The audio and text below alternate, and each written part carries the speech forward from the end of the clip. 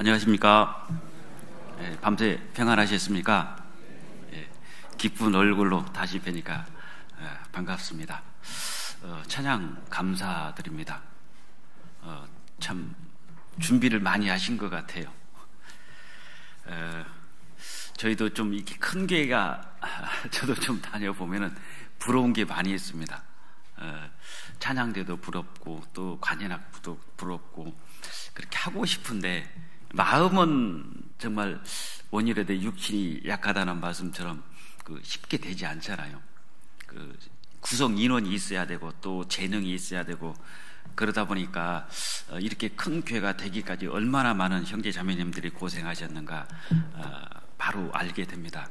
어떤 제가 여수에 저 옆에 건물 입당식 때 왔었는데 참 교회당 장소가 영 아닌 것 같다 그렇게 생각했는데 이제 와보니까 이 앞에 도로도 깔리고 저 위에 큰 도로도 깔리고 너무 다 준비가 잘 돼 있는 것 같습니다. 저도 느낀 게 뭐냐면은 교회당을 지놓으면 그 중심이 틀림없이 중심이 되더라고요. 도로가 깔리고 관공서가 들어오고 그런 모습을 보면은 하나님께서 우리가 교회당을 세우니까 그렇게 오지였는데도 굉장히 개발을 시켜가지고 부흥하는 그런 발전한 모습을 많이 보실 겁니다. 우리 여수교회가 대표적인 거라고 생각이 됩니다. 한 주간 정말 고생 많이 하셨는데요. 오늘 드디어 끝입니다. 최대한 제가 12시 반까지 마치려고 하는데 될지 모르겠습니다. 하여튼 그러나 이 자료를 보고 하기 때문에 지루하지는 않으리라고 생각이 됩니다. 함께 기도드리겠습니다. 사랑과 은혜가 충만하신 살아계신 우리 아버지 하나님, 오직 우리는 이 세상만 생각했고 죽음으로써 모든 것이 끝이라고만 믿고 왔습니다. 죽음 저 건너편에 또 다른 영원한 천국과 지옥이 있다는 것 생각도 안 했고 또 감히 우리들이 지옥을 가리라고 생각도 안 했습니다. 하지만 하나님께서 저희들을 사랑해 주시고 긍휼히 여겨 주셔서 저희들이 찾지 못하는 하나님께서 친히 저희들을 찾아주시고 불러주시고 또 이 귀한 생명의 복음을 들을 수 있도록 기회를 허락해 주심에 또한 감사드립니다. 지난 한 주간 하나님의 말씀을 듣고 구원을 받은 형제자매들 하나님께서 귀히 양육해 주시고 주님 오시는 그날까지 교회 안에서 좌로나 우로나 흔들리지 아니하고 오직 주님만 바라보며 삶을 살아갈 수 있도록 지켜주시고 아직 구원의 확신이 없는 분들이 있습니다. 그분들에게는 또 한 번 기회를 주시고 또 오늘 말씀을 통해서 확신을 가질 수 있도록 주 성령님께서 도와주시기를 간절히 부탁드립니다. 한 주간 대전도 집회를 위해서 수고하신 우리 여섯교회 형제자매님들 각 가정과 개인에게 하나님께서 차고 넘치도록 은혜 베풀어 주시고 남은 인생을 주님의 영광을 위해서 살아가며 부족함이 없도록 영육간에 합당하신 은혜로서 채워 주시옵소서. 우리 중 한 사람도 하나님 앞에 이뤄지는 사람이 없도록 지켜주시고 끝까지 은혜와 자비와 긍휼로서 우리의 모든 신앙과 삶을 다스려 주시옵소서. 이 시간도 온전히 주님께 부탁드리며 우리를 죄에서 구원해 주신 거룩하신 우리 구주 예수 그리스도 이름으로 기도드렸습니다. 아멘. 데살로니가 전서 신약성경 데살로니가 전서 1장입니다.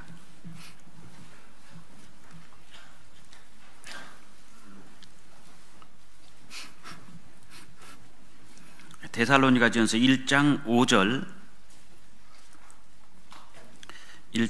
제가 천천히 읽어드리겠습니다. 신약성경 329페이지 데살로니가 전서 1장 5절입니다.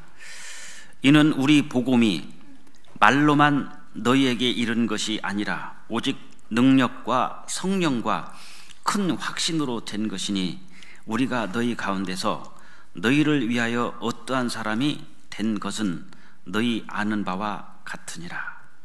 이 복음이 말로만 이런 것이 아니라 능력과 성령과 큰 확신으로 됐다. 무엇이든지 확실히 있어야 됩니다. 생각해 보십시오. 분명히 예수 그리스도께서 십자가에 죽으신 것은 전 세계에 다 압니다. 예수님 하면은 바로 십자가예요. 틀림없이 십자가에 돌아가셨는데 거기서 한 글자만 딱 깊이 생각하면은 다 구원받을 수 있습니다. 너희는 예수를 깊이 생각하라. 구원받지 않은 사람이 예수님을 깊이 생각하면 구원을 받게 되고, 구원받은 사람이 예수님을 깊이 생각하면 신앙생활을 잘할 수가 있습니다. 그 한 글자가 뭐냐면은 왜입니다. 왜 예수 그리스도께서 십자가에 못 박혀 돌아가셨는가? 왜? 그에게는 죄가 없느니라. 또 하나님이 친히 인간의 모습을 입고 내려오셔서 왜 십자가에 죽으셨는가? 왜? 가만히 생각해 보면은요, 분명히 이유가 있단 말입니다. 왜? 갈라디아서 1장에 보면 예수 그리스도께서 십자가에 못 박히신 것이 너에게 밝히 보이거늘, 분명히 예수님이 돌아가셨는데 왜 돌아가셨을까?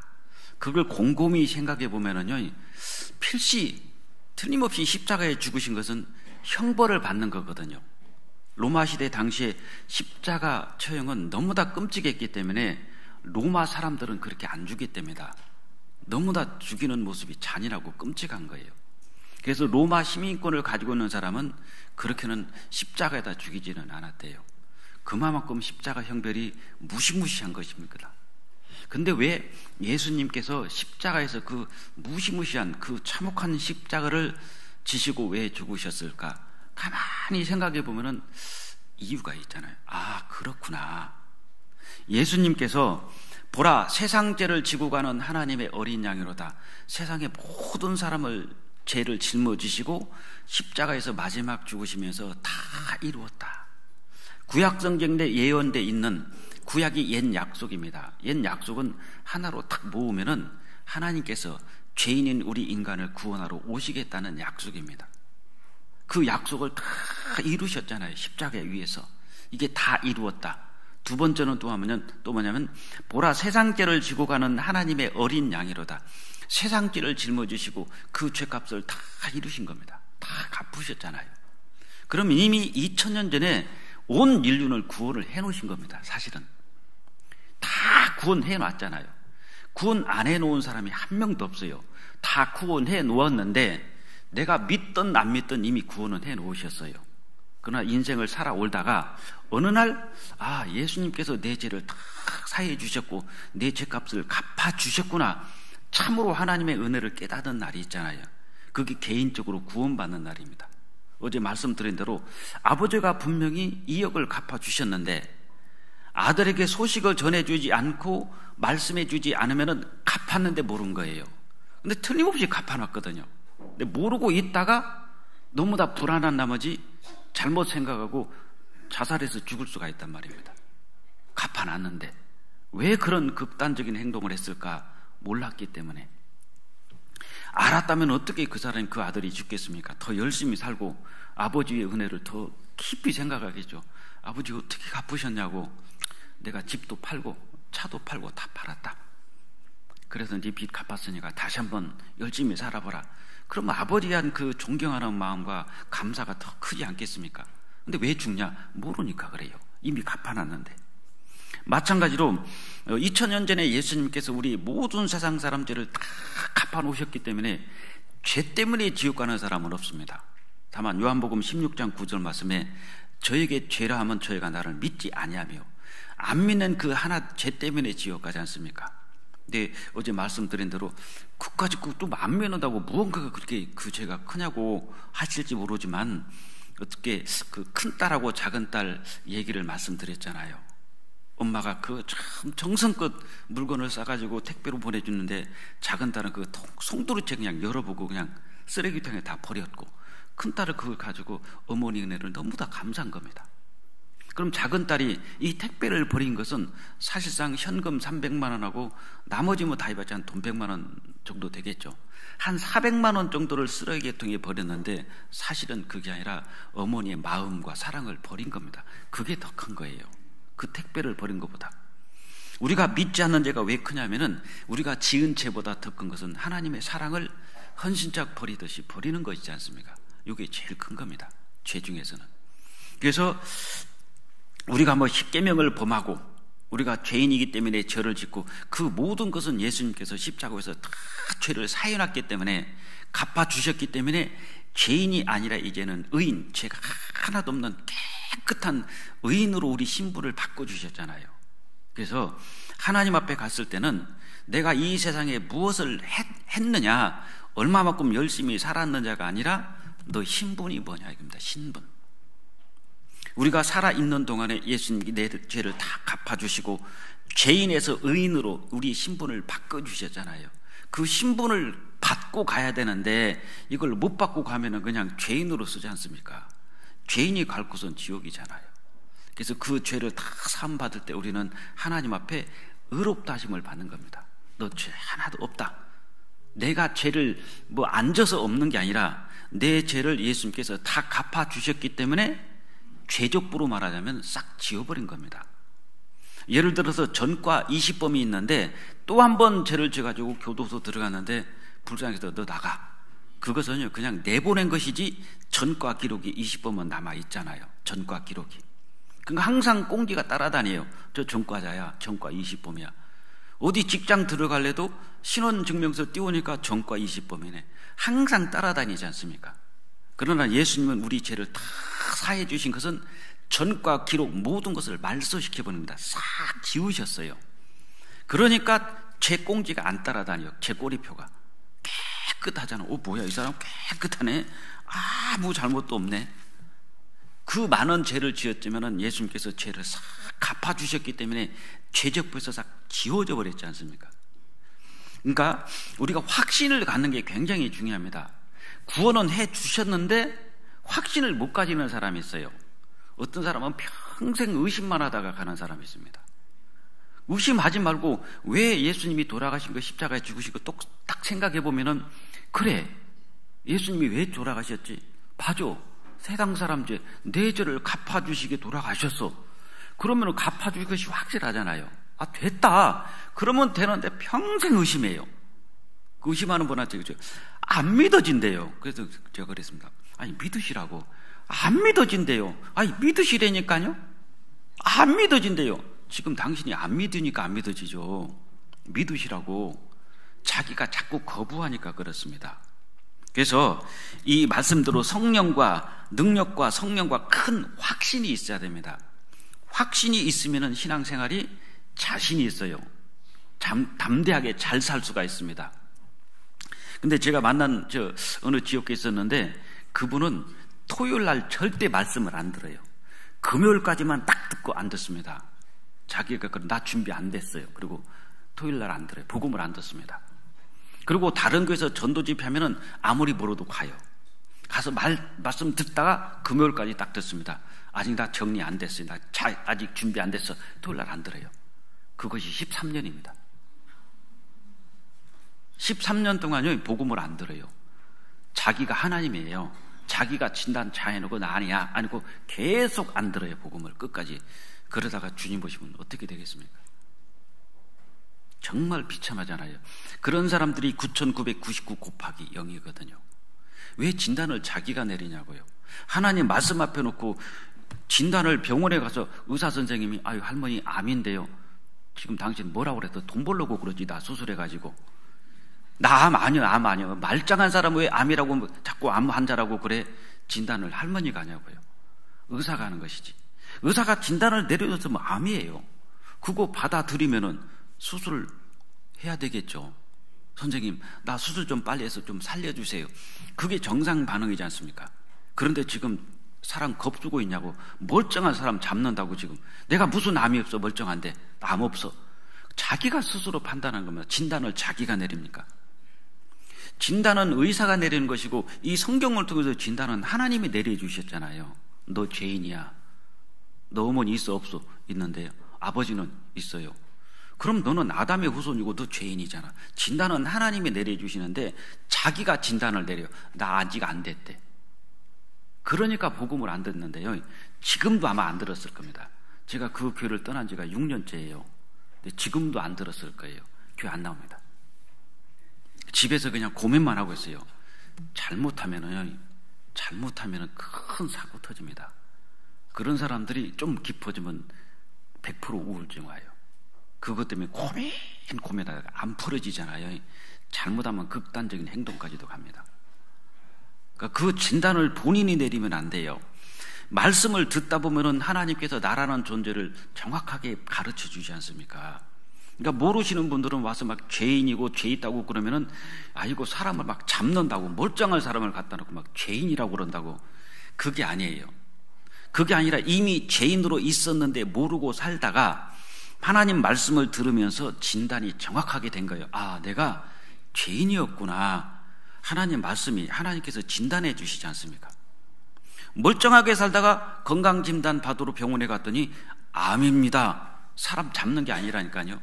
그날 암 걸린 게 아니라 이미 암이 걸려 있었는데 그날 정확하게 찾아낸 겁니다. 내가 암이라는 것을. 그동안 내가 죄인이라는 걸 모르고 살았는데 성경을 배우다 보니까 아, 내가 죄인이구나. 그래서 죄를 짓는구나. 감나무니까 감 열고 포도나무니까 포도 열잖아요. 탱자나무니까 탱자 열고. 마찬가지로 우리가 죄인으로 태어났기 때문에 우리가 학교 가면은 도덕을 배우고 예의 범절을 배우지 않습니까? 그런데 죄는 가르쳐 주지 않아요. 도둑놈들도 자식한테 도둑질은 안 가르쳐 줍니다. 어떤 부모님이 자식한테 나쁜 것을 가르쳐 주겠어요? 나쁘게 살지 말라고 훈계하고 책망하고 야단치고 바르게 살아라고 그러지. 그런데 애들 풀리는 거 보면 참 엉뚱하게 나가지 않습니까? 죄는 가르쳐 주셔도 아주 잘 쳐요. 왜? 그건 자연적인 현상입니다. 이 감나무에서 감 열리는 게 자연적인 것이지 그게 뭐 이상합니까? 인간은 죄인이기 때문에 죄를 질 수밖에 없어요. 그 죄인이라는 정확한 신분을 발견해 주시고 그럼 내가 갈 곳은 뭐냐? 갈 곳은 지옥이라는 걸 본인이 알아요. 그러니까 불법 체류자가 딱 발견이 됐습니다. 딱 발견되면은 본인이 알아요. 나 추방되는구나. 아, 쫓겨가겠다. 뭐 내일 정도면 고국으로 가라고 하겠네. 본인이 알잖아요. 불법 체류로 있다가 딱 그것이 발각이 되면은 자기 어디로 간다는 걸 알아요. 아, 결국 추방이다. 추방. 죄인으로 있으면은요, 죄인이 발견이 되면 내가 어디 갈지 알지 않습니까? 그랬을 때 우리는 그럼 어떻게 해야 되냐고, 어떻게 하지 이 죄를 벗냐고. 그렇기 때문에 구세주가 필요한 겁니다. 그럼 누가 이 죄를 벗겨줄까? 그렇게 했을 때 예수님께서 십자가에서 다 이루었다. 우리의 죄를 다 갚아주시고 죄적부에서 싹 지워버린 겁니다. 죄가 하나도 없이. 너무 다 감사하잖아요. 그걸 깨닫는 날이 있거든요. 그게 참으로 하나님의 은혜를 깨닫는 날인데, 죄를 싹 도말해 주신 것을 한번 좀 확인해 보겠습니다. 빽빽한 구름을 사라진지 안개에 사라진 같이 다 도말해 주신 거 있잖아요. 이사야 44장을 한번 찾아보겠습니다.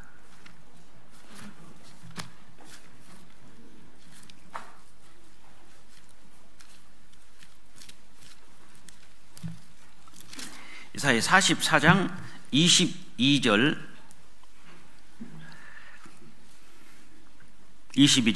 내가 내 허물을 빽빽한 구름으로 사라짐 같이 내 죄를 안개의 사라짐 같이 도말하였으니 너는 내게로 돌아오라. 내가 너를 구속하였음이니라.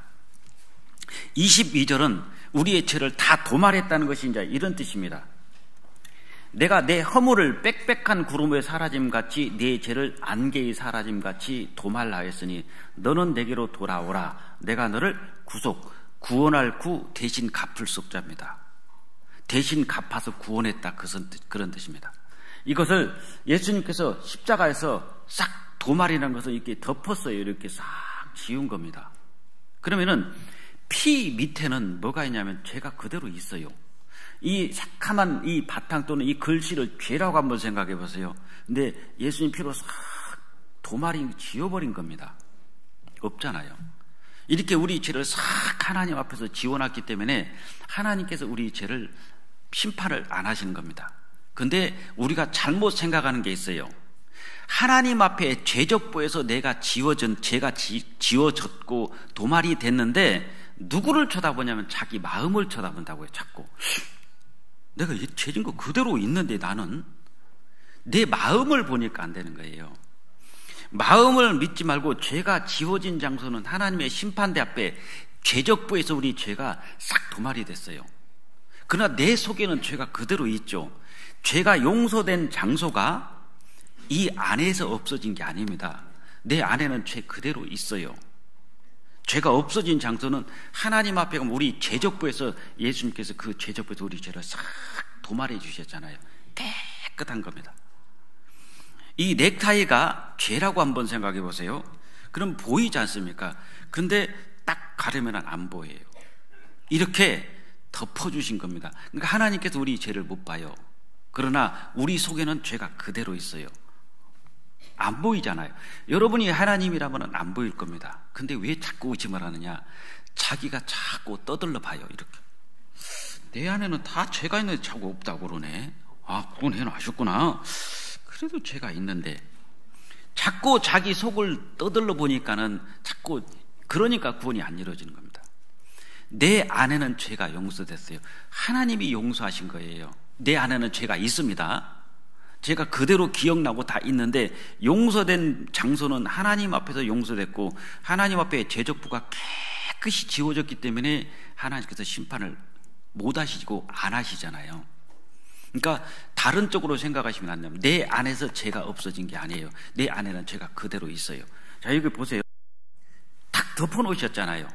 그러나 이 밑에는 그대로 있어요. 덮어주실 뿐입니다. 내 안에는 그대로 죄가 있어요. 그러니까 죄가 용서된 장소가 내 안이 아니라 하나님 앞에서입니다. 근데 내 안에서는 그래 나 용서했던 거 다 없어. 그런데 내가 하나도 없을 거야 라고 나는 믿고 갔는데 하나님 앞에 가니까 그대로 있네. 그럼 심판받죠. 뭐하고 똑같냐면은 아들이 아버지 돈을 3천만 원을 훔쳐서 집을 나갔어요. 나갈 때는 아버지는 그래 너 들어오기만 해라. 너는 죽었다 이제. 그런데 1년, 2년, 3년, 5년 지나도 안 들어오면은 아버지 어머니는 이미 훔쳐간 거 다 용서됩니다.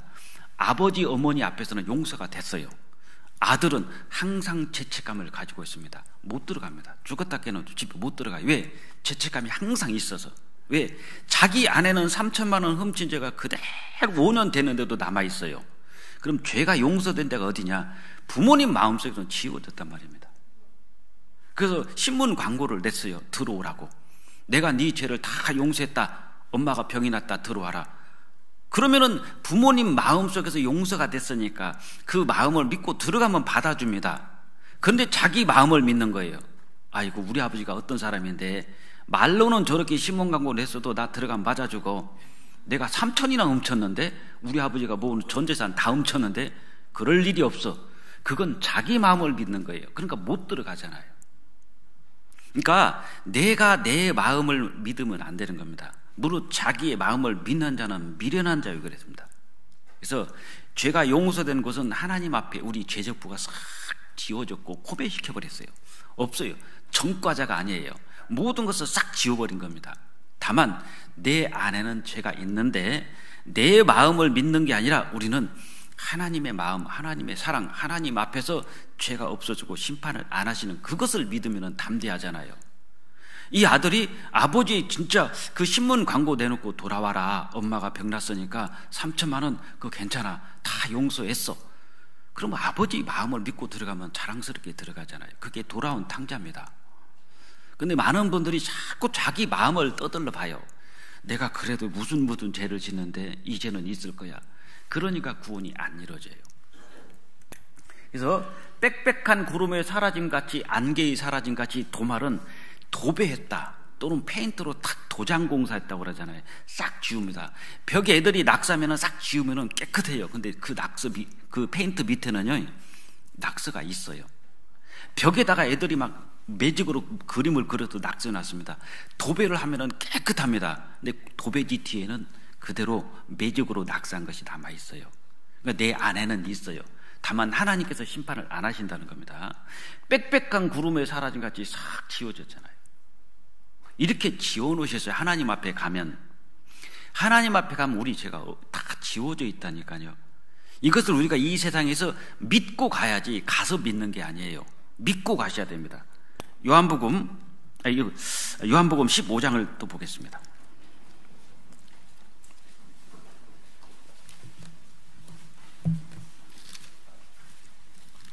요한복음 15장 3절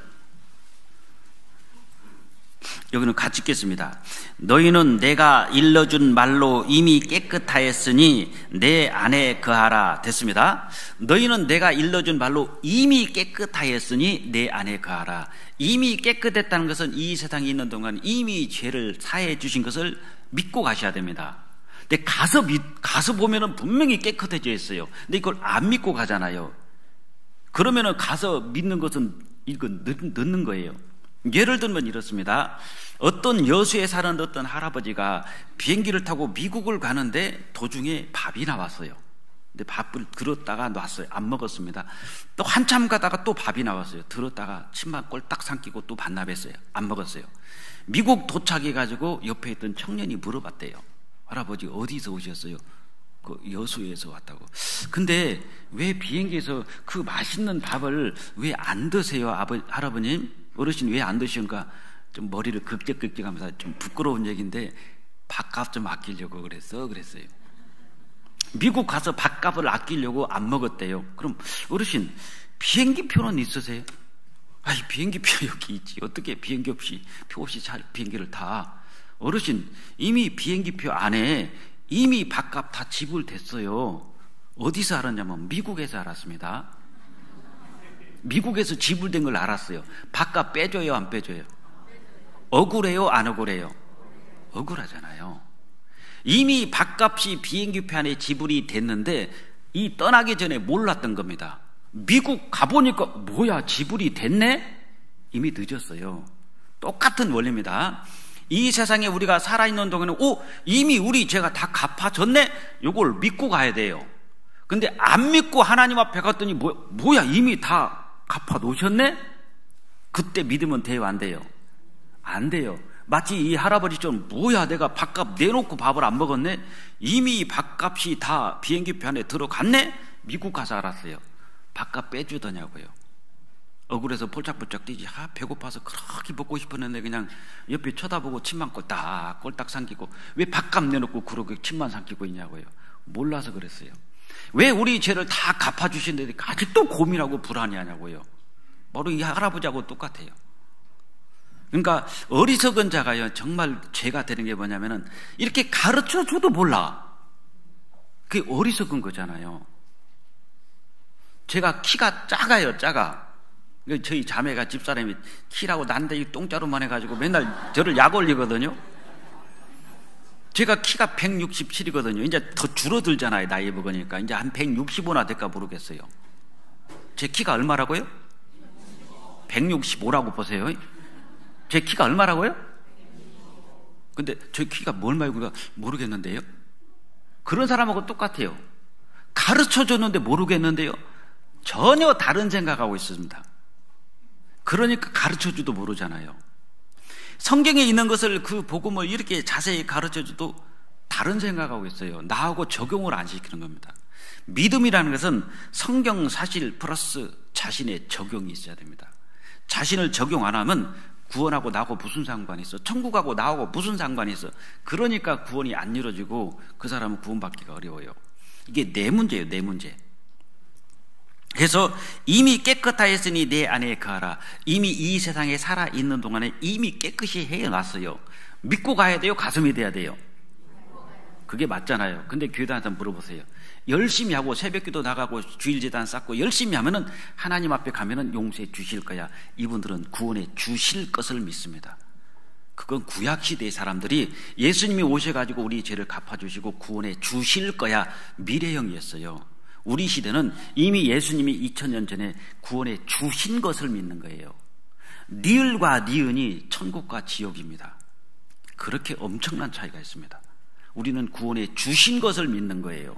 내가 앞으로 열심히 잘 살고 교회 잘 나가고 헌금 잘하고 주일 범하지 않고 새벽기도 잘 나가면은 하나님께서 나를 지성이면 감천이 되라 설마 지옥 보내겠어? 그렇게 믿으면 큰일 난단 말입니다. 그래서 우리가 천국 가는 게 아니라 구원해 주셨기 때문에 이제 구원해 주셨으니까 남은 인생을 멋있게 살아보라 이거예요. 신앙생활은 그겁니다. 아버지가 너 열심히 하면 내가 돈 10억 줄게. 그럼 얼마나 열심히 해야지 10억 줄지 알 수 있어요? 그런데 그게 아니라 구원은 뭐냐? 10억을 딱 주고 열심히 살아. 구원해 주시고 열심히 살아, 그 뜻이지. 너 열심히 살면 구원해 줄게, 이건 기약도 없고요. 정말 얼마만큼 열심히 하지 구원이고 천국 가냐, 답이 없어요. 그래서 하나님은 그렇게 안 하시고 모든 것을 다 주시고 난 다음에 다 받았지, 이제 열심히 살아봐. 그러니까 구원은 받고 사는 것이지 열심히 하면 받는 게 아닙니다. 그래서 빽빽한 구름에 사라진 같이 안개에 사라진 같이 도말라 했으니 너는 내게로 돌아오라. 예수님께서 우리 죄를 만약에 과거 현재 죄까지만 가져갔다면 남은 죄 때문에 지옥 갑니다. 이것도 아니잖아요. 그리고 예수님께서 우리 죄를 다 갚아주셨는데 한 줄은 남겨놨다, 이것도 지옥 갑니다. 이렇게 믿어도 안 돼요. 근데 어떤 사람은 갚아준 것 같은데 뭔가 모르게 요걸 하나는 안 갚아준 것 같아, 요거 하나가 남았대, 요래대 지옥 가요. 그럼 예수님께서 십자가에 돌아가시면서 거의 이루었다 그랬냐고요? 다 이뤘다예요? 거의 이뤘다예요? 다 이뤘잖아요. 이것도 아니란 말입니다. 그러니까 예수님께서 십자가에서 돌아가실 때 우리의 죄값은 싹 갚아주셨는데 하나님 앞에 가면은 우리 죄적부가 싹 지워져 있다는 거예요. 그러니까 하나님이 심판을 안 하죠. 왜? 죄가 없잖아요. 싹 지워졌잖아요. 우리는 전과자가 아니라니까요. 그걸 싹 포맷시켜버린 겁니다. 깨끗이 지워주셨잖아요. 100% 다 이뤘다, 다 갚았다, 이 뜻입니다. 이렇게 믿어야 돼요. 그러니까 예수님은 거의 갚아주신 게 아니라 다 이뤘고 천년 사해 주신 게 아니라 영원히 사해 주지 않습니까? 그래서 이 사람을 찾습니다. 이제 이거 개인 넣으면 돼요. 내가 네 허물을 빽빽한 구름으로 사라진 같이 내 죄를 안개의 사람같이 도말하였으니 너는 내게로 돌아오라. 내가 너를 구속하였습니다. 저는 돌아갔어요. 1989년 3월 18일 저녁 9시에 돌아가면 되잖아요. 지금도 하나님은 이 성경이라는 신문에다 우리를 계속 찾고 있는 겁니다. 돌아와라. 모든 죄 사해놨으니 어떻게 네 허물을 빽빽한 구름에 사라짐 같이 네 죄를 안개에 사라짐 같이 도말할 것이다가 도말하였으니 너는 내게로 돌아오라. 지금도 하나님께서 신문 광고 내놨어요. 성경에다가 전 인류를 대상으로 해가지고 내가 너를 구원하였습니다. 돌아가면 되지 않습니까? 얼마나 쉬워요. 그런데 이사야 44장 한번 보겠습니다. 이 구원 딱 해놓고 난 다음에 44장 22절까지는 많이 봐요. 23절은 안 읽어요. 44장 23절입니다. 22절은 하나님께서 우리 죄인들을 구원해 주는 엄청난 큰 일을 하셨잖아요. 근데 23절에 여호와께서 이 일을 행하셨으니 하늘아 노래할지다, 땅의 깊은 곳들아 높이 부를지다, 산들아 산림과 그 가운데 모든 나무들아 소리내어 노래할지다. 여호와께서 야곱을 구속하셨으니 이스라엘로 자기를 영화롭게 하실 것이므로다. 22절에 구원해 주시고 23절에 산들아 깊은 곳들아 하늘아 모든 노래하라고 그러죠. 우리 한 사람 구원받을 때 하나님은요 산천초목이 지금 다 노래하고 있다는 겁니다. 이 우주가 노래하고 있다. 정말 한 사람이 구원받으면 하나님께서 이렇게 좋아하십니다. 나 한 사람이 구원받는 걸 하나님은 우주가 지금 노래하고 있다고 생각해 보세요. 엄청나잖아요. 그만큼 나는 하나님 앞에 존귀한 사람입니다. 십자가에서 돌아가실 때 다 이루었다, 이것은 다 갚았다는 뜻이에요. 그러니까 어떤 할머니하고 할아버지를 어떤 목사님께서 상담하러 집에 갔는데 할머니들이 좀 빨라요. 그러니까 하나님께서 여자는 남자의 갈빗대로 만들어 주시고 남편을 돕는 남자는 돕는 배필로 만들어 준 게 여자입니다. 그러니까 이걸 잘못 오해해 가지고 그럼 우리는 맨날 남자들 뒤치다거리나 하란 말이냐? 그 뜻이 아니에요. 돕는 배필이란 것은요, 부자가 가난한 사람 도와야 돼요, 가난한 사람이 부자 도와야 돼요? 부자가 가난한 사람 돕는 겁니다. 배운 사람이 못 배운 사람 도와야 돼요, 못 배운 사람이 배운 사람 도와야 돼요? 그러니까 남자를 여자한테 남자를 돕는 배필로 만들었다는 것은요, 똘똘이가 띨띨이 도와야 돼요, 띨띨이가 똘똘이 도와야 돼요? 띨띨이가 똘똘이 돕는 법은 없잖아요. 똘똘이가 띨띨이를 돕는 거예요. 다시 말하면 남자는 좀 띨띨하고 여자는 좀 똘똘하다, 그 뜻입니다. 그러니까 여자에게 남자를 도와주라고 그랬어요. 남자는 여자가 안 도와주면 다 털 뽑힌 장딱이에요. 안 도와주면 다 뽑힌다니까요. 그러니까 여자가 훨씬 똘똘합니다. 남자들 연속극 보면은요, 이해가 안 가요. 막 느닷없이 막 이각, 삼각관계 나가도 저거 왜 또 나왔냐, 쟤는. 이해가 안 갑니다. 남자는 단순해요. 그러니까 좋아하는 게 뭡니까? 2대0, 3대0, 1대0 이런 축구. 뭐 야구, 뭐 1대0, 2대0. 단순한 거 있잖아요. 이런 거 이제 남자들이 좋아합니다. 복잡한 건 남자들은 싫어요. 단순해요. 그러니까 복잡하고 세심하고 꼼꼼한 건 다 여자들이 합니다. 그러니까 돕는 베풀로 만들어준 거예요. 남편들 사업하다 망한 사람 다 뻔합니다. 혼자 다 사고 쳤어요. 마누라 숨기고 몰래. 근데 같이 하면은 웬만해서는 사고 안 칩니다. 그래서 남자들은 그렇게 생각해요. 나는 띨띨이고 내 마누라는 똘똘이다. 그렇게 생각하시면 마누라가 나보다 훨씬 낫습니다. 사실은요. 그러니까 똘똘아, 띨띨이 좀 도와주라. 그래도 여자를 만든 거예요. 이해되시죠? 그러니까 오늘 저녁부터 이제 조금 좀 아내를 참 똘똘하구나.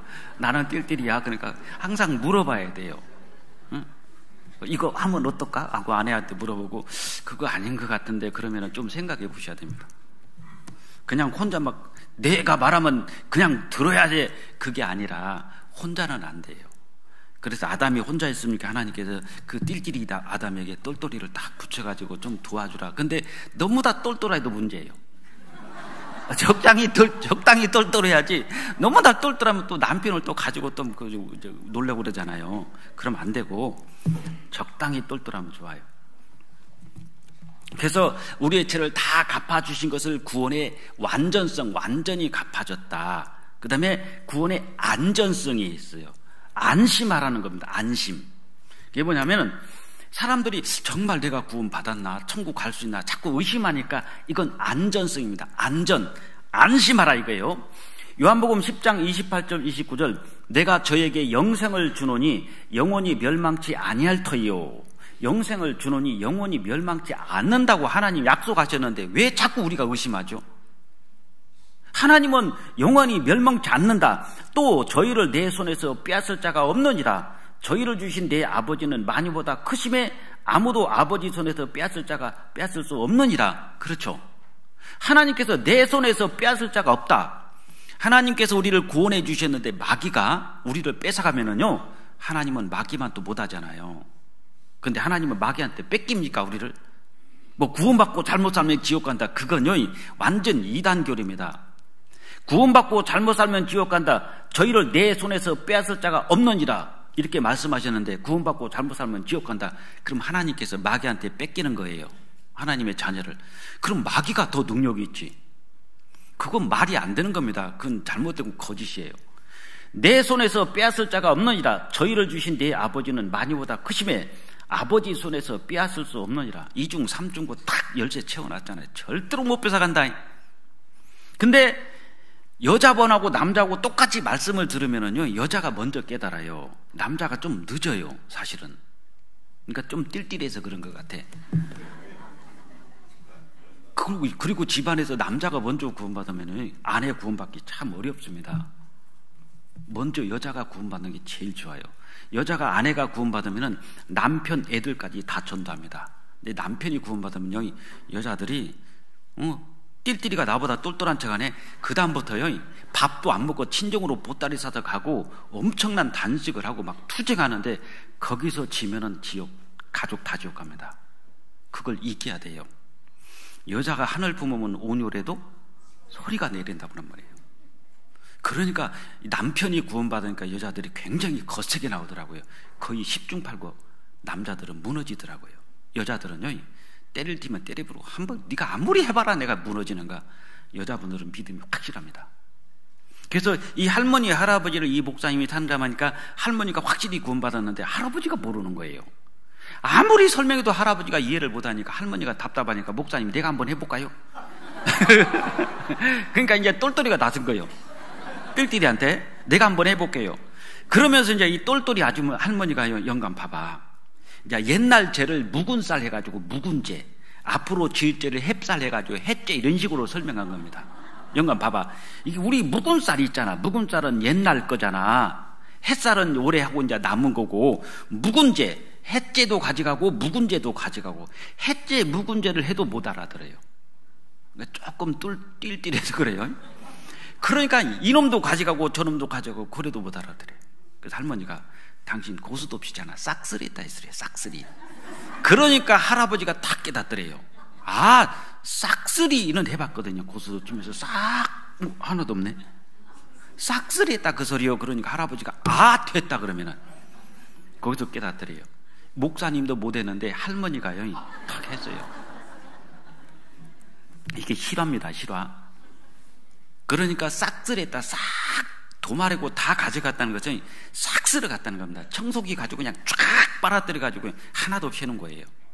그렇게 이해하시면 돼요. 그리고 구원의 이 안전성은 의심하지 말라는 겁니다. 왜 자꾸 너는 의심을 하냐? 의심은 불신이에요. 사실은요. 의심하면 안 되지 않습니까? 2중 3중으로 딱 내 손에서 빼앗을 수 없다. 요한복음 5장 24절 어저께 읽었지 않습니까?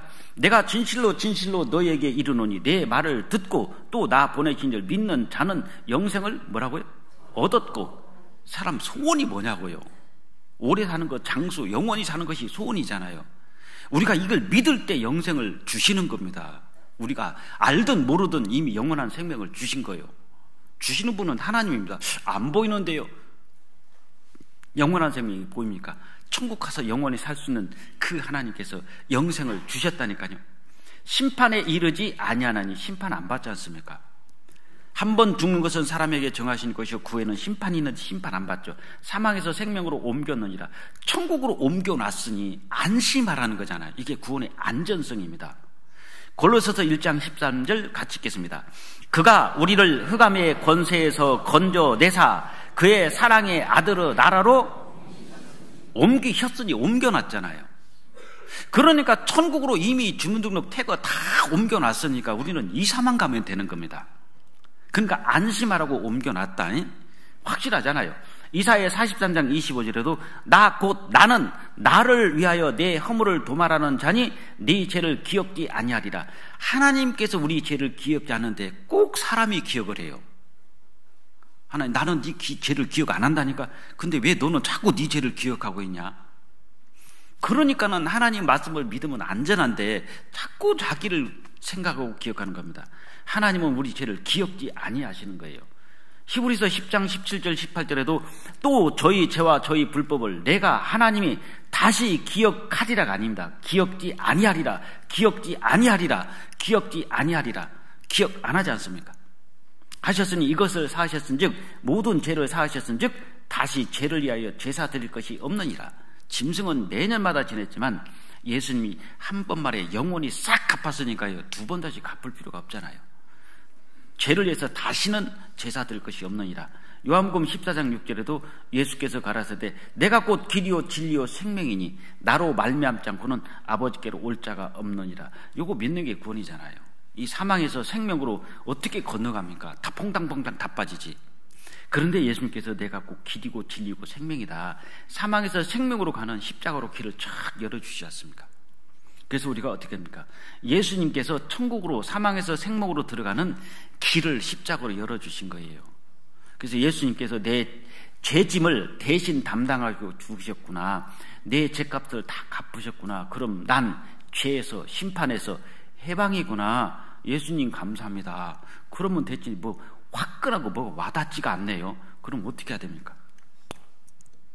아버지가 아들아 네 2억 내가 집도 팔고 차도 팔고 다 팔고 2억 갚았다. 자 영수증 여기 있다. 안심하고 열심히. 아버지 뭐 화끈하게 와닿는 게 없네요. 그럼 어떻게 해야 돼요? 뭐 화끈하게 아버지가 갚았다는 것이 막 화끈한 뭐가 와닿지가 않습니다. 그럼 어떻게 해야 됩니까? 화끈하게 해야죠. 얼굴 대봐. 얼굴. 탁! 화끈하냐?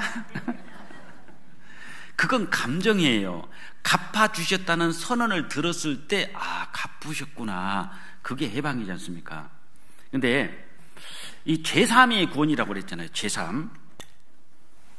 제3으로 말미암는 구원을 알게 하리니 주의 백성에게 그 제3으로 말미암는 구원을 알게 하리니. 성경이 제3이라는 말씀이 엄청 나와요. 골로새서 1장 7절 같이 읽습니다. 우리가 그리스도 안에서 그의 은혜의 풍성함을 따라 그의 피로 말미암아 구속 곧 제3을 받았으니. 제3 받았으니 이게 구원이에요. 골로새서 1장 13절 14절에도 그가 우리를 흑암의 권세에서 건져내사 그의 사랑의 아들을 나라로 옮기셨으니 그 아들 안에서 우리가 구속 곧 죄 사함을 얻었도다. 완료형으로 되어 있죠. 끝난 겁니다. 누가복음 5장 20절에도 예수께서 저희 믿음을 보시고 이르시되 이 사람아 네 죄 사함을 받았느니라 하시니 7장 48절에도 이에 여자에게 이르시되 네 죄 사함을 얻었느니라. 다 죄 사해 준다고 말씀하시지 않습니까? 근데 요거 한번 생각해 보자고요. 베드로와 유다. 베드로는 예수님을 3번 부인했습니다. 배신자예요. 유다는 예수님은 은 30에 팔아먹었습니다. 둘 다 악질들입니다. 배신자들이에요. 둘 다 나쁜 거예요. 뭐 베드로는 착하고 유다는 악하고가 아니라 베드로는 유다보다 더 심해요. 3번이나 맹세하면서 저주하면서 부인했습니다. 그러면은 어차피 베드로도 배신했고 유다도 배신했잖아요. 그런데 똑같이 부인하고 여는 배신했잖아요.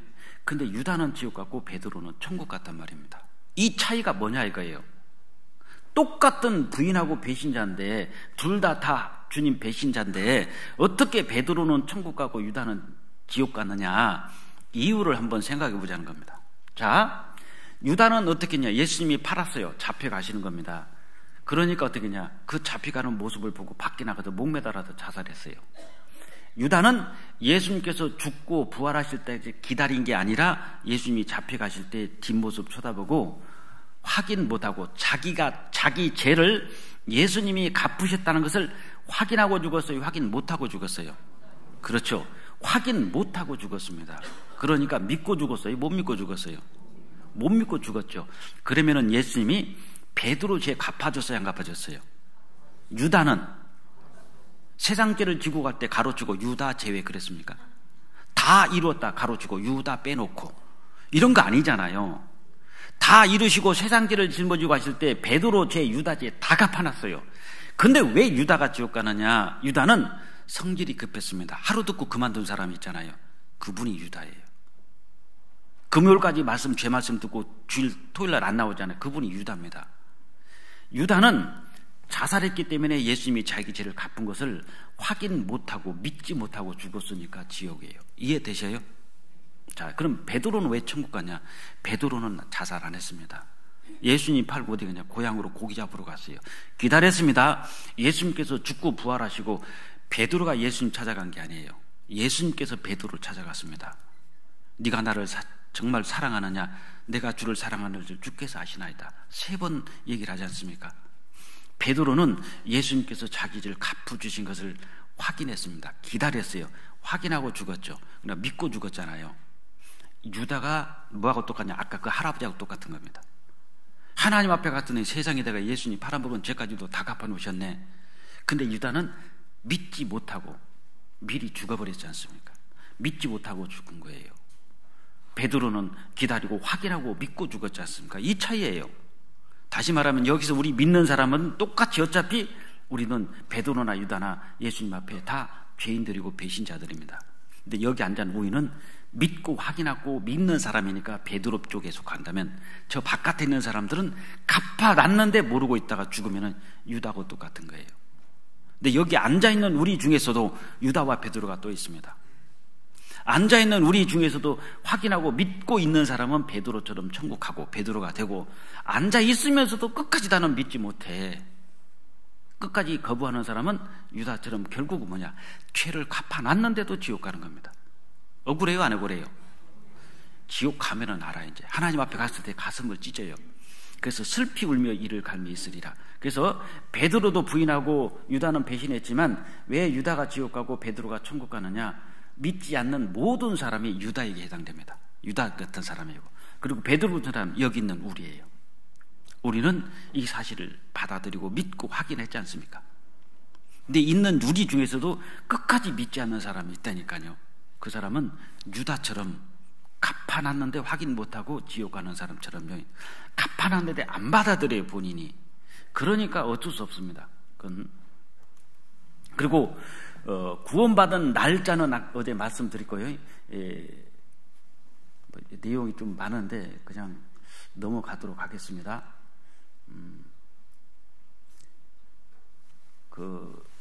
요건 하나 좀 보여드릴게요.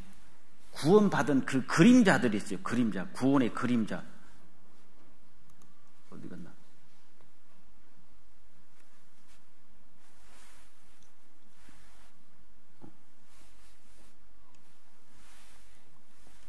이거 어디로 가버렸네. 그림자는 제가 넣어놨는데 이게 빠져버렸네요. 구원받은 그림자는 가인과 아벨이 구원받은 내용을 통해서, 가인은 그 자기의 열심히 농사진 걸로 하나님께 제물을 삼아서 제사드리고, 아벨은 양을 잡아서 제사드렸거든요. 근데 아벨의 제사를 받고 가인의 제사를 안 받는 것은 이 아벨의 양이 어린 양 대신 예수님의 그림자입니다.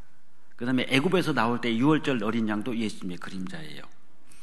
그리고 광야에서 이스라엘 사람들이 불뱀에 물려가지고 온몸에 독이 퍼질 때 노수로 뱀을 만들어서 장대 위에 달아라, 그걸 쳐다본 적 살리라, 그것도 예수님이 다 그림자입니다.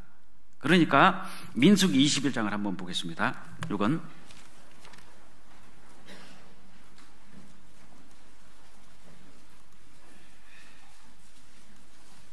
민수기 21장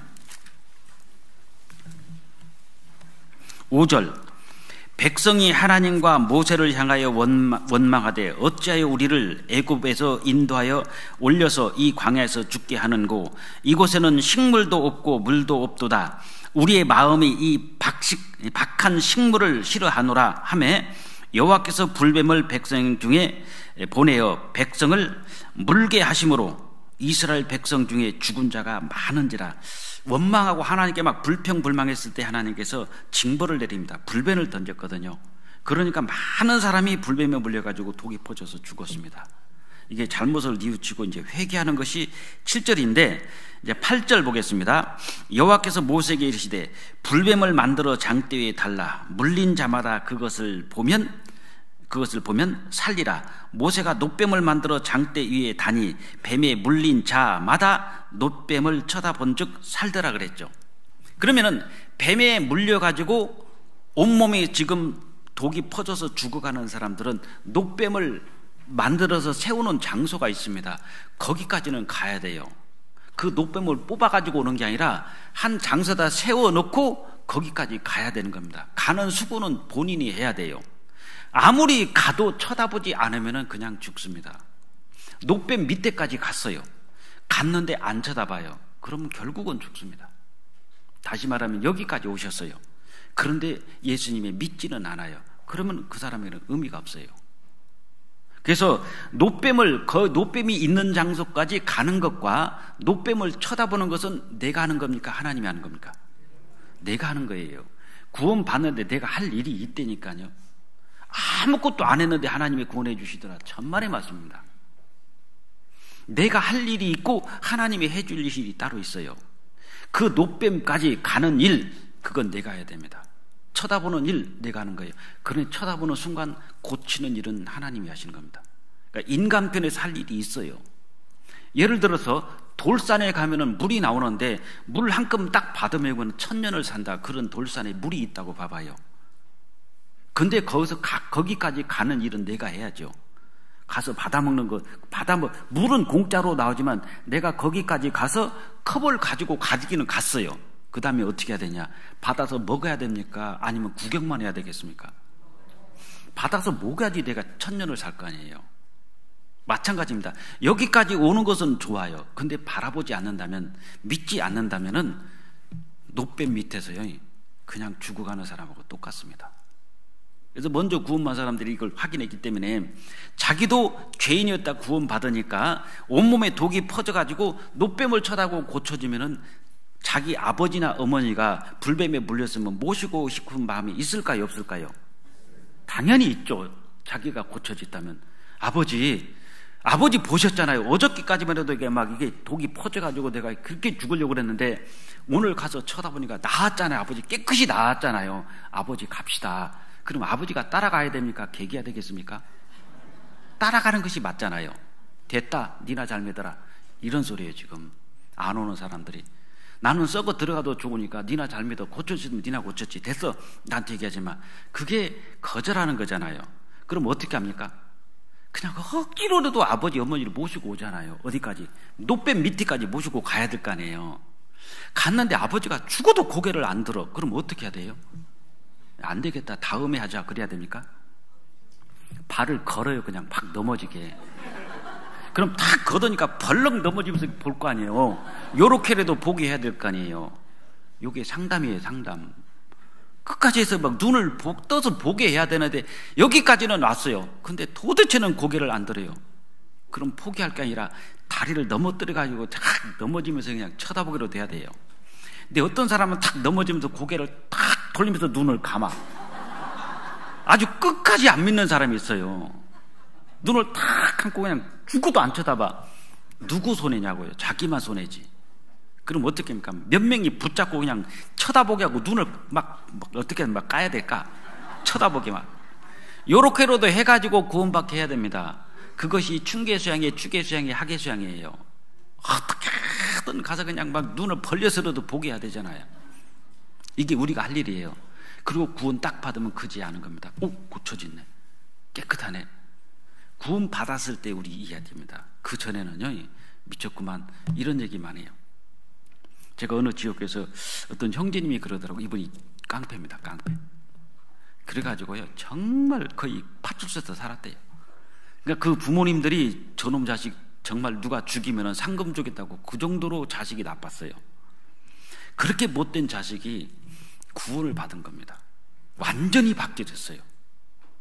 정말 상상 못하게 바뀌어진 겁니다. 그래서 아버지한테 가서 얘기한 거예요. 아버지, 내가 지난주까지만 해도 이 지역에서 내놓은 사람 아니냐고. 아버지 저 키우면서 얼마나 힘들었냐고. 아버지 아시잖아요. 근데 제가 일주일 만에 아버지 보시라고, 앞으로 보시라고, 일주일 만에 내가 이게 바뀌어졌잖냐고. 그래서 살면서 아버지를 전도하니까요, 아버지 가서 한번 나를 봐서라도 한번 들어봅시다. 그런데 아버지가 하신 말씀이 이거였어요. 미친놈 지랄하고 자빠졌네 그랬어요. 아버지, 정말 내가 미친놈 지랄하고 자빠진 거 맞아요? 아버지 정말 안 믿을 거냐고. 끝까지 하니까 됐다, 너나 잘 믿어라. 그럼 아버지, 그럼 내가 옛날로 다시 돌아갈까요? 그러니까 돌아가든지 말든지. 아무 관심 없어요. 질려버린 것 같아요. 돌아가든지 말든지. 이 아들이 밖으로 나갔어요. 이게 실화입니다. 도끼를 가지고 들어왔대요. 그래서 아버지 보는 앞에서 장롱을 다 뽀개버린 겁니다. 옛날로 돌아간 거예요. 아버지 알잖아요, 저 옛날에 어떤 사람인지. 그러니까 아버지가 탁 무릎을 때 싹싹 빌더래요. 잘못했다. 내가 가서 들을게. 그 아버지 구원받고 은장회장이에요 지금. 그 가족들이 주일날 15명 나옵니다. 가족들 15명이 구원받았어요. 그렇다고 도끼 들지 마요. 그 아들이 그렇게 거칠게 살다가 구원받아서 진짜 순한 양이 됐으면 아버지가 보고 감동을 받아야 되잖아요. 저놈이 예수 믿던 진짜 사람 됐네. 그럼 도대체 예수가 뭔지 한번 나도 배워야 되겠다. 그게 마치 니나 믿어라, 옛날로 돌아갈까요? 돌아가든지 말든지. 그러니까 예, 아버지 옛날로 돌아갈게요. 딱 옛날 모습 나오니까요, 그냥 발발 떠는 거예요. 그래가지고 거기서 아버지가 싹싹 빌더랍니다. 아버지, 제가 잘못 믿는 게 아니잖아요. 바뀌어졌잖아요. 이게 뭐냐면 불뱀에 물려가지고 온몸이 썩어가는 데서 깨끗이 고쳐졌으면 그거 보고 가야죠. 안 갈지라도 우리는 모시고 가야 됩니다. 그것이 우리의 본분이에요. 그래서 구원은 분명히 해 주셨고, 우리는 적어도 내가 할 일은 뭐냐면은 그 노뱀 옆에까지는 걸어와야 되고, 걸어왔으면 쳐다봐야 됩니다. 그랬을 때 하나님께서 싹 고쳐주잖아요. 에베소서 1장입니다.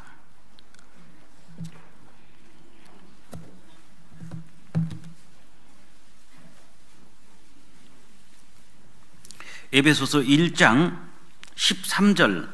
여기도 내가 할 일이 있고 하나님이 하시는 일이 따로 있어요. 1장 13절 같이 읽겠습니다.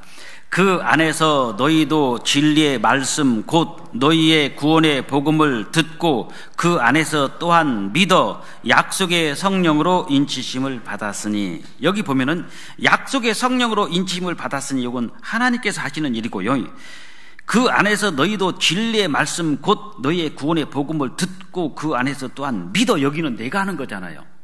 인간 편에서 하는 겁니다. 복음의 말씀을 듣고 그 안에서 또한 믿어.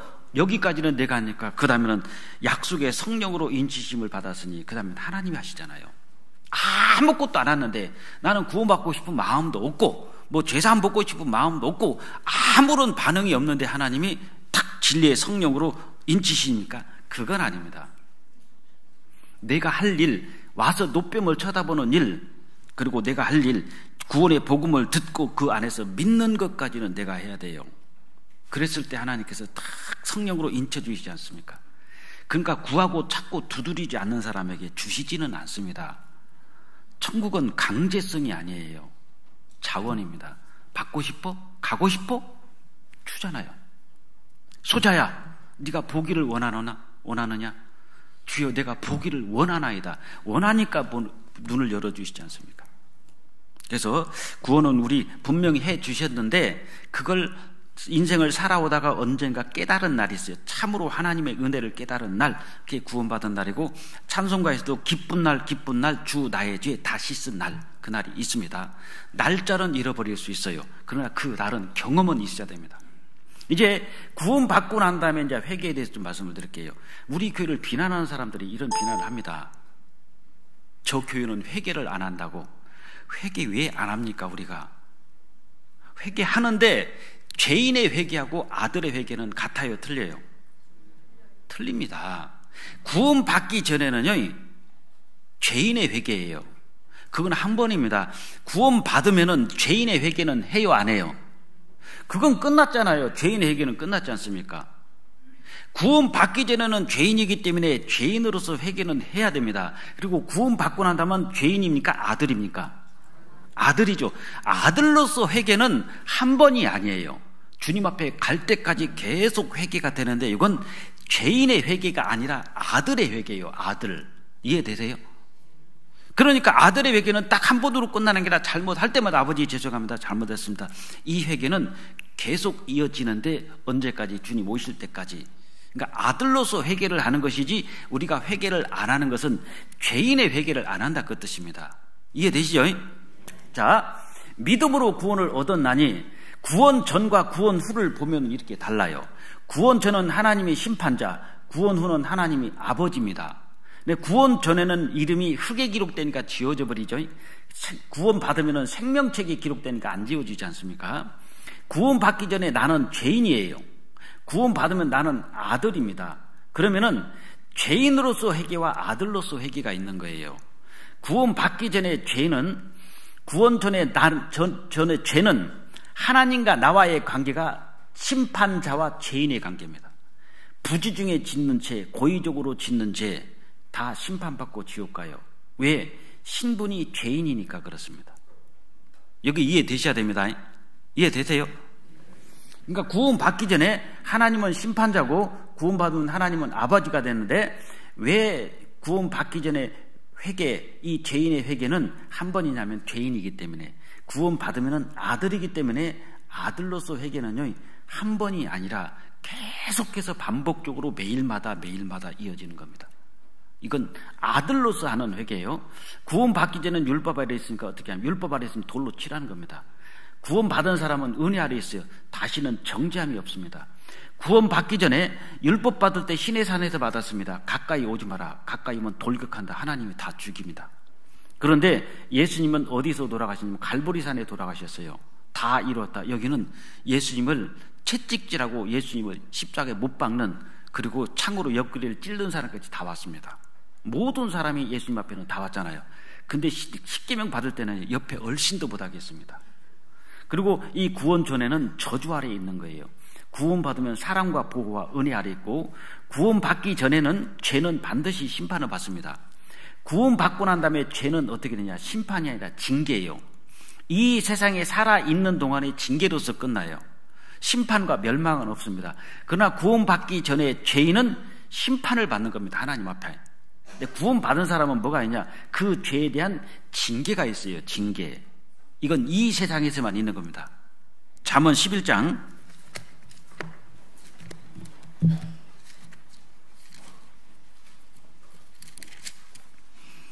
31절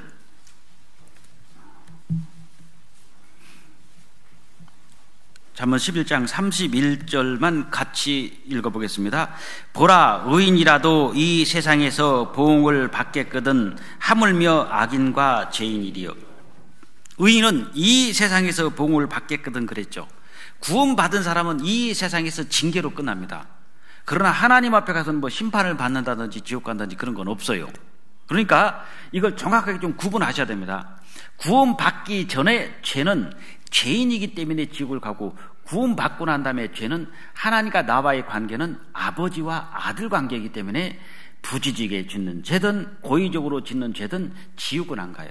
부지중에 짓는 죄는 나도 모르게 갑자기 죄가 튀어나올 때 자백하고 회개하면은 용서가 됩니다. 이건 아버지 앞에 아들로서 회개예요. 그 다음에 고의적으로 죄를 짓는 것은요, 자백하고 회개해서 될 일이 아니에요. 징계가 따릅니다. 이 세상에서 벌을 받아요. 근데 회개하고 철저히 뉘우치면은 줄어들 뿐입니다. 근데 징계는 있습니다. 그러니까 고의적 범죄는 저지르시면 안 돼요. 고의적으로 죄지면은 거기에 상응하는 분명히 징계가 떨어집니다. 상대 100만 원 떼어먹으면은요, 나는 500만 원, 1000만 원 손해볼 각오하셔야 됩니다. 하나님께서 우리에게 징계를 주신 것은 미워서가 아니라 사람 만들려고 하는 거예요. 잘 되라고. 그 다음에 구원 전에 갈 곳은 지옥입니다. 당연하죠. 구원받기 전에는 지옥 가고, 구원받고 난 다음에 갈 곳은 천국이고, 구원받기 전에 죄입니다. 회개해도 지옥 갑니다. 왜? 신분이 죄인이니까 회개하는 죄인이에요. 회개를 안 해도 어떻게 되냐? 회개를 안 해도 지옥 갑니다. 왜? 회개 안 하고 있는 죄인입니다. 어차피 구원받기 전에는 회개를 해도 지옥, 회개를 안 해도 지옥. 그러니까 새벽마다 회개가 중요한 게 아니라 너는 지금 아들이냐 죄인이냐 신분이 중요하지 않습니까? 그래서 구원 전에는 죄인의 회개, 세례 요한입니다. 회개하라. 끝까지 회개하지 않고 구원 안 받으면 심판받고 버림받는다. 그래서 세례 요한은 구원받기 전에는 죄인임을 강조한 겁니다. 그래서 구원을 갈망하라. 구원 받으면 다르잖아요. 회개를 하면은 용서, 회개를 안 하면 교제가 단절이 되지 지옥은 안 가요. 왜? 아들이니까. 회개를 해도 천국, 회개를 안 해도 천국. 다만 회개를 하면은 하나님이 용서를 해주고 징계가 줄어들고, 회개를 안 하면 하나님과 교제가 단절됩니다. 대화가 안 돼요. 애들이 아버지 돈 5만 원 훔쳤잖아요. 그러면은 아버지, 내가 그저께 아버지 돈 5만 원 훔쳤어요 라고 자백하면은 교제가 회복이 됩니다. 근데 꼭 숨기고 있죠. 그러면 밥 먹을 때도 아버지 얼굴 못 쳐다보고, 아버지 퇴근해도 못 쳐다보고, 교제가 안 돼요. 그럴 때는 간단합니다. 자수하여 광명 찾자. 아빠, 내가 이틀 전에 지갑에서 5만 원 훔쳤어요. 그러면은 금방 용서되지 않습니까? 이 녀석아, 돈이 필요하면 아빠한테 달라야지 왜 훔쳐? 앞으로 그러지 마. 예, 알았습니다 아빠. 그리고 아빠 그냥 놀잖아요. 그런데 이 훔친 것을 숨기고 있으면은 항상 아버지 앞에 죄책감이 있어요. 얼굴을 못 쳐다봐. 그게 교제가 단절되는 겁니다. 그랬을 때 회개가 뭐냐? 솔직히 자백하는 겁니다. 그래서 이 아들로서 회개는 우리가 하루 일과를 살다가 잘못한 게 있잖아요. 그럼 저녁에 주무시기 전에 꼭 회개하셔야 됩니다. 그러니까 이 기도할 때, 좀 이따 기도는 말씀드릴게요. 회개 기도를 꼭 하셔야 됩니다. 구원 후에는 아들임을 강조합니다. 아들의 회개. 사도 요한은 회개하라. 이건 지옥이 아니면, 죄인의 회개는 심판받고 버림받으니까 회개하라. 그러니까 구원받으라 이 소리고, 구원받고 난다면 회개하라는요, 하나님 앞에 마저 돌이켜 뉘우치고 반성하고 돌이키라. 징계받고 하나님의 사용 안 하신다. 이렇게 얘기하는 겁니다.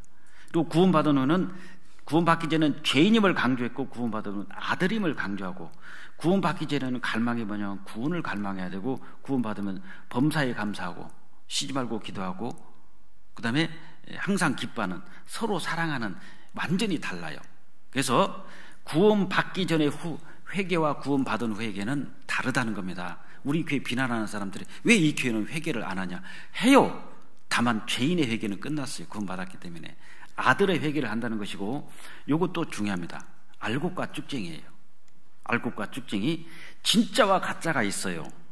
근데 진짜가 먼저 있고 가짜가 나중에 나옵니다. 그러니까 명품이 있고 짝퉁이 나오잖아요. 교회와 종교가 다릅니다. 명품일수록 가짜가 많다. 기독교는 명품이에요. 그러니까 기독교 2단이 최고 맞습니다. 불교 2단 없어요. 어차피 다 2단이에요. 천주교 2단 없습니다. 어차피 다 2단이니까. 근데 기독교 이단이 최고 많잖아요. 왜? 기독교가 명품이니까 그랬어요. 근데 하나님 앞에 가면은요, 다 드러납니다. 이게 명품 전시회를 했는데 가짜였어요. 이렇게 드러난단 말이에요. 진품 명품이라는 재미있는 TV 프로그램이 있습니다. 전문가들이 출연해 골동품의 진위와 가치를 가격으로 평가해주는 프로그램입니다. 흥미로운 것은 출품작 가운데 고가의 골동품으로 추측되는 것일수록 대부분이 가짜였다는 사실입니다. 한 번은 어떤 중년 신사가 오래되어 보이는 붓글씨를 한 점 들고 나왔습니다. 우리나라 역사에 나오는 유명한 사람이 직접 쓴 글이라는 것입니다. 소장자는 애국자의 붓글씨를 소장한 것에 대한 자긍심이 대단했습니다. 연예인 감정가들도 감탄하면서 매우 비싼 가격을 매겼습니다. 소장자도 감정가를 1억 원이 넘게 써냈습니다. 이제 마지막으로 전문가의 평가만 남았습니다. 숨을 죽이고 전광판을 지켜보는데 글쎄 단돈 500원이 나왔습니다. 소장자의 얼굴이 벌개지더니 금세 표정이 굳었습니다. 가짜였던 것입니다. 소장자는 지금까지 가짜를 보고 기뻐하고 다른 사람에게 자랑하고 다녔습니다. 소장자는 이제 정신을 차리고 헛된 자긍심을 버릴 수 있게 되었습니다. 우리 신앙도 자주 점검을 받아야 합니다. 귀한 것일수록 복제품이 많기 때문입니다. 거짓된 확신은 눈을 멀게 하고 귀를 멀게 합니다. 신자는 자주 성경에 비추어 자신을 점검하는 사람입니다. 그러니까 가짜를 가지고 진짜인 줄 알았어요. 신앙도요, 진짜 구원 받았다고 하는 사람 중에서 가짜도 있습니다. 정말 나와요. 그러면 교회가 진짜와 가짜를 어떻게 가르냐 이렇게 보시면 됩니다. 곡식과 가라지, 알곡과 쭉정이가 있잖아요. 이 전부가 다 곡식이에요. 근데 가라지가 두 폭이 있습니다. 이게 곡식밭입니까? 가라지밭입니까? 이게 곡식밭이에요. 이 정도는 분간이 되죠. 여긴 전부 다 가라지예요. 근데 곡식이 두 포기가 있어요. 이건 무슨 밭? 이게 가라지밭입니다. 종교나 교회냐 이걸 확인하는데 이게 필요해요. 전부 다 곡식인데 곡식 가운데 가라지가 있어요. 예수님께서도 제자들이 저 가라지를 벨까요? 내비두라고 그랬거든요. 곡식단 사이사이에 가라지가 있듯이 전부 다 구원받은 사람인데 구원 안 받은 사람이 한두 명 끼어 있을 수가 있습니다. 3-4명도 될 수도 있겠죠. 이건 교회라고 볼 수 있지만 곡식밭이처럼, 그러나 전부가 구원 안 받았는데 다른 교회에서도 한두 명 정도 구원받은 사람이 사이사이에 앉아 있을 수 있어요. 그건 가라지밭입니다. 알곡과 쭉정이입니다. 알곡이 전부가 있는데 쭉정이가 2개가 있어요. 이건 다 알곡이에요. 알곡밭. 여기는 쭉정입니다. 전부 다. 근데 쭉정이 속에 알곡이 2개 있어요. 이건 다 쭉정이 밭입니다. 절대 다수가 뭐냐는 거예요. 그걸 보고 우리가 알곡밭이냐 쭉정이 밭이냐 곡식이냐 가라지냐 확인하듯이 교회를 보자는 겁니다. 교회도 절대 다수가 90% 이상, 98% 이상이 구원받았는데 구원 안 받은 사람이 끼어 있어요. 이건 교회입니다. 교회. 그런데 거의 다 구원 안 받았어요. 근데 구원받은 사람이 한두 사람 있을 수 있어요. 저도 만나봤거든요. 진짜 많은 사람들, 목사, 전도사, 장로, 권사, 집사 만났는데 구원받은 사람 한 명도 못 만났는데 한 명 만났어요. 아가씨를 병원에서. 어떻게 만났냐면 전주 예수병원에서 처남이 대형 사고가 나가지고 막 산소호흡기 끼고 막 죽어가는데 제가 가서 내가 호흡은 하고 있기 때문에 귀에다 대고 구원 받았는데도 자꾸 구원 얘기하니까, 그때 저는 전도사도 아니었어요. 평신도였습니다. 자꾸 구원 얘기를 하니까 저쪽에서 아가씨가 자꾸 저를 힐끗힐끗 쳐다봐요. 그래서 제가 큰 소리를 하려다가 좀 미안해가지고 적은 얘기를 했거든요. 왜 저한테 저 구원판가 막 그럴 것 같아서 그냥 조용히 얘기했어요. 그리고 안 돼가지고 밖으로 복도로 나갔습니다. 근데 아가씨가 따라와요. 그러더니 제 뒤를 톡톡 치면서 저 잠깐 시간 좀 돼요. 보니까 그 아가씨예요. 왜요? 뭐 잘못했습니까? 아니 잠깐 좀 말 좀 하겠다고. 그러더니 저한테 얘기하는 거예요. 혹시 구원 받으셨어요? 그러는 거예요, 저한테. 구원 받았으니까 구원 받으라고 얘기하죠. 그러니까 저한테 또 물어봐요. 어떻게 구원 받으셨어요? 내가 간증을 했어요. 말씀을 쭉 듣다가 이사야 53장 5절 6절 쭉 말씀하면서 내가 예수님께서 십자가에 주고 다 이루었다. 그 전도집에 들었던 과정을 쭉 얘기하면서 다 간증을 난 이렇게 구원받고 죄 다 벗어 천국 갔다. 확실히 그러니까요. 그 느닷없이 그 아가씨가 형제님 그러는 거예요, 저한테. 다른 교회를 다니고 있었어요. 그러니까 교회를 다니고 있는데 구원받은 사람이 한두 명 있을 수 있습니다. 그건 교회라고 보는 게 아니에요. 절대 다수가 구원 못 받았는데 구원받은 사람이 한두 명 있다고 해서 이건 교회라고 보면 안 됩니다. 이건 종교단체예요. 교회 아닙니다. 이해되세요? 왜 우리 교회가 교회라고 하는지 아십니까? 여기서 거의 절대 다수가 저는 한 98%, 99%는 구원받았다고 믿어요. 근데 안 받은 사람도 앉아 있습니다. 그건 구원받은 사람이 절대 다수기 때문에 이건 교회고 알곡밭이고 곡식밭이에요. 이건 구원 아닌 사람이 절대 다수예요. 근데 그 중에 구원받은 사람이 한두 명 있을 수도 있어요. 그렇다고 이게가 교회냐? 이건 교회 아닙니다. 그러니까 내가 지금 교회에 있느냐 아니면 종교단체에 있느냐에 따라서 운명이 바뀌어져요. 진짜 교회는 이렇게 돼야 됩니다. 사도행전 초대교회가 이렇게 됐어요. 사도행전 2장 47절에 저희가 사도의 가르침을 받아 가르치는 사람이 있어야 됩니다. 근데 가르치는 사람이 거듭나야 돼요? 거듭 안 나야 돼요? 가르치는 사람이 구원 안 받았으면은요 어차피 갈아집니다. 다. 제가 네팔을 갔는데 한 아주머니가 우리 교회 전도 집회할 때서 아주머니가 와서 말씀을 듣고 구원 받았는데 자기 교회를 다니는 거예요. 근데 그 교회가 목사가 있는데 저희들이 그 교회를 그 아주머니 때문에 방문을 했습니다. 방문을 했는데 저희가 가서 쭉 간증을 들었어요. 통역을 통해서. 근데 목사님은 시종 제가 이 집을 개방해서 우리 집에서 사람이 모이고 몇 명이 모이고 있고 제가 몇 년이 됐고 이런 얘기만 하는 겁니다. 쭉 가는데 아주머니 한 사람이 얘기를 해요. 저는 구원 받았습니다. 그래서 어떻게 구원 받았습니까? 라고 질문하니까는 우리 교회 전도 집회 때 이 사람은 뒤에 와서 말씀을 듣고 구원 받았대요. 근데 거기서 정확하게 얘기합니다. 우리한테요. 저는 구원 받았는데요. 우리 목사님은 구원 못 받았어요. 거기서 딱 얘기하대요. 아주 시원하게 얘기하더라고. 우리 목사님은 구원 못 받았는데 저는 구원 받았어요. 근데 저는 살아있는 애기인데 죽은 엄마 젖을 빨고 있습니다. 그러더라고요. 이게 표현이 맞잖아요. 목사가 구원 안 받았기 때문에 죽은 엄마의 젖꼭지를 자기는 지금 살아있는 애기인데 제가 그때 참 비유를 잘하더라고. 그 아주머님이 구원받은 자매잖아요. 저는 살아있는 애기인데 사실 저는 죽은 엄마의 젖꼭지를 빨고 있는데 먹을 게 없어요. 우리 목사님은 구원받은 사람이 아니에요. 거기서 딱 얘기하더라고요. 구원받으면 알아요. 사도의 가르침이 있어야 됩니다. 근데 그분은 목사예요. 구원받지 않은 목사는 사꾼 목사입니다. 거짓 사꾼 목사예요. 잘못 가르치면 잘못 배우고 잘못 배우면 잘못 믿고 잘못 믿으면 잘못 가잖아요.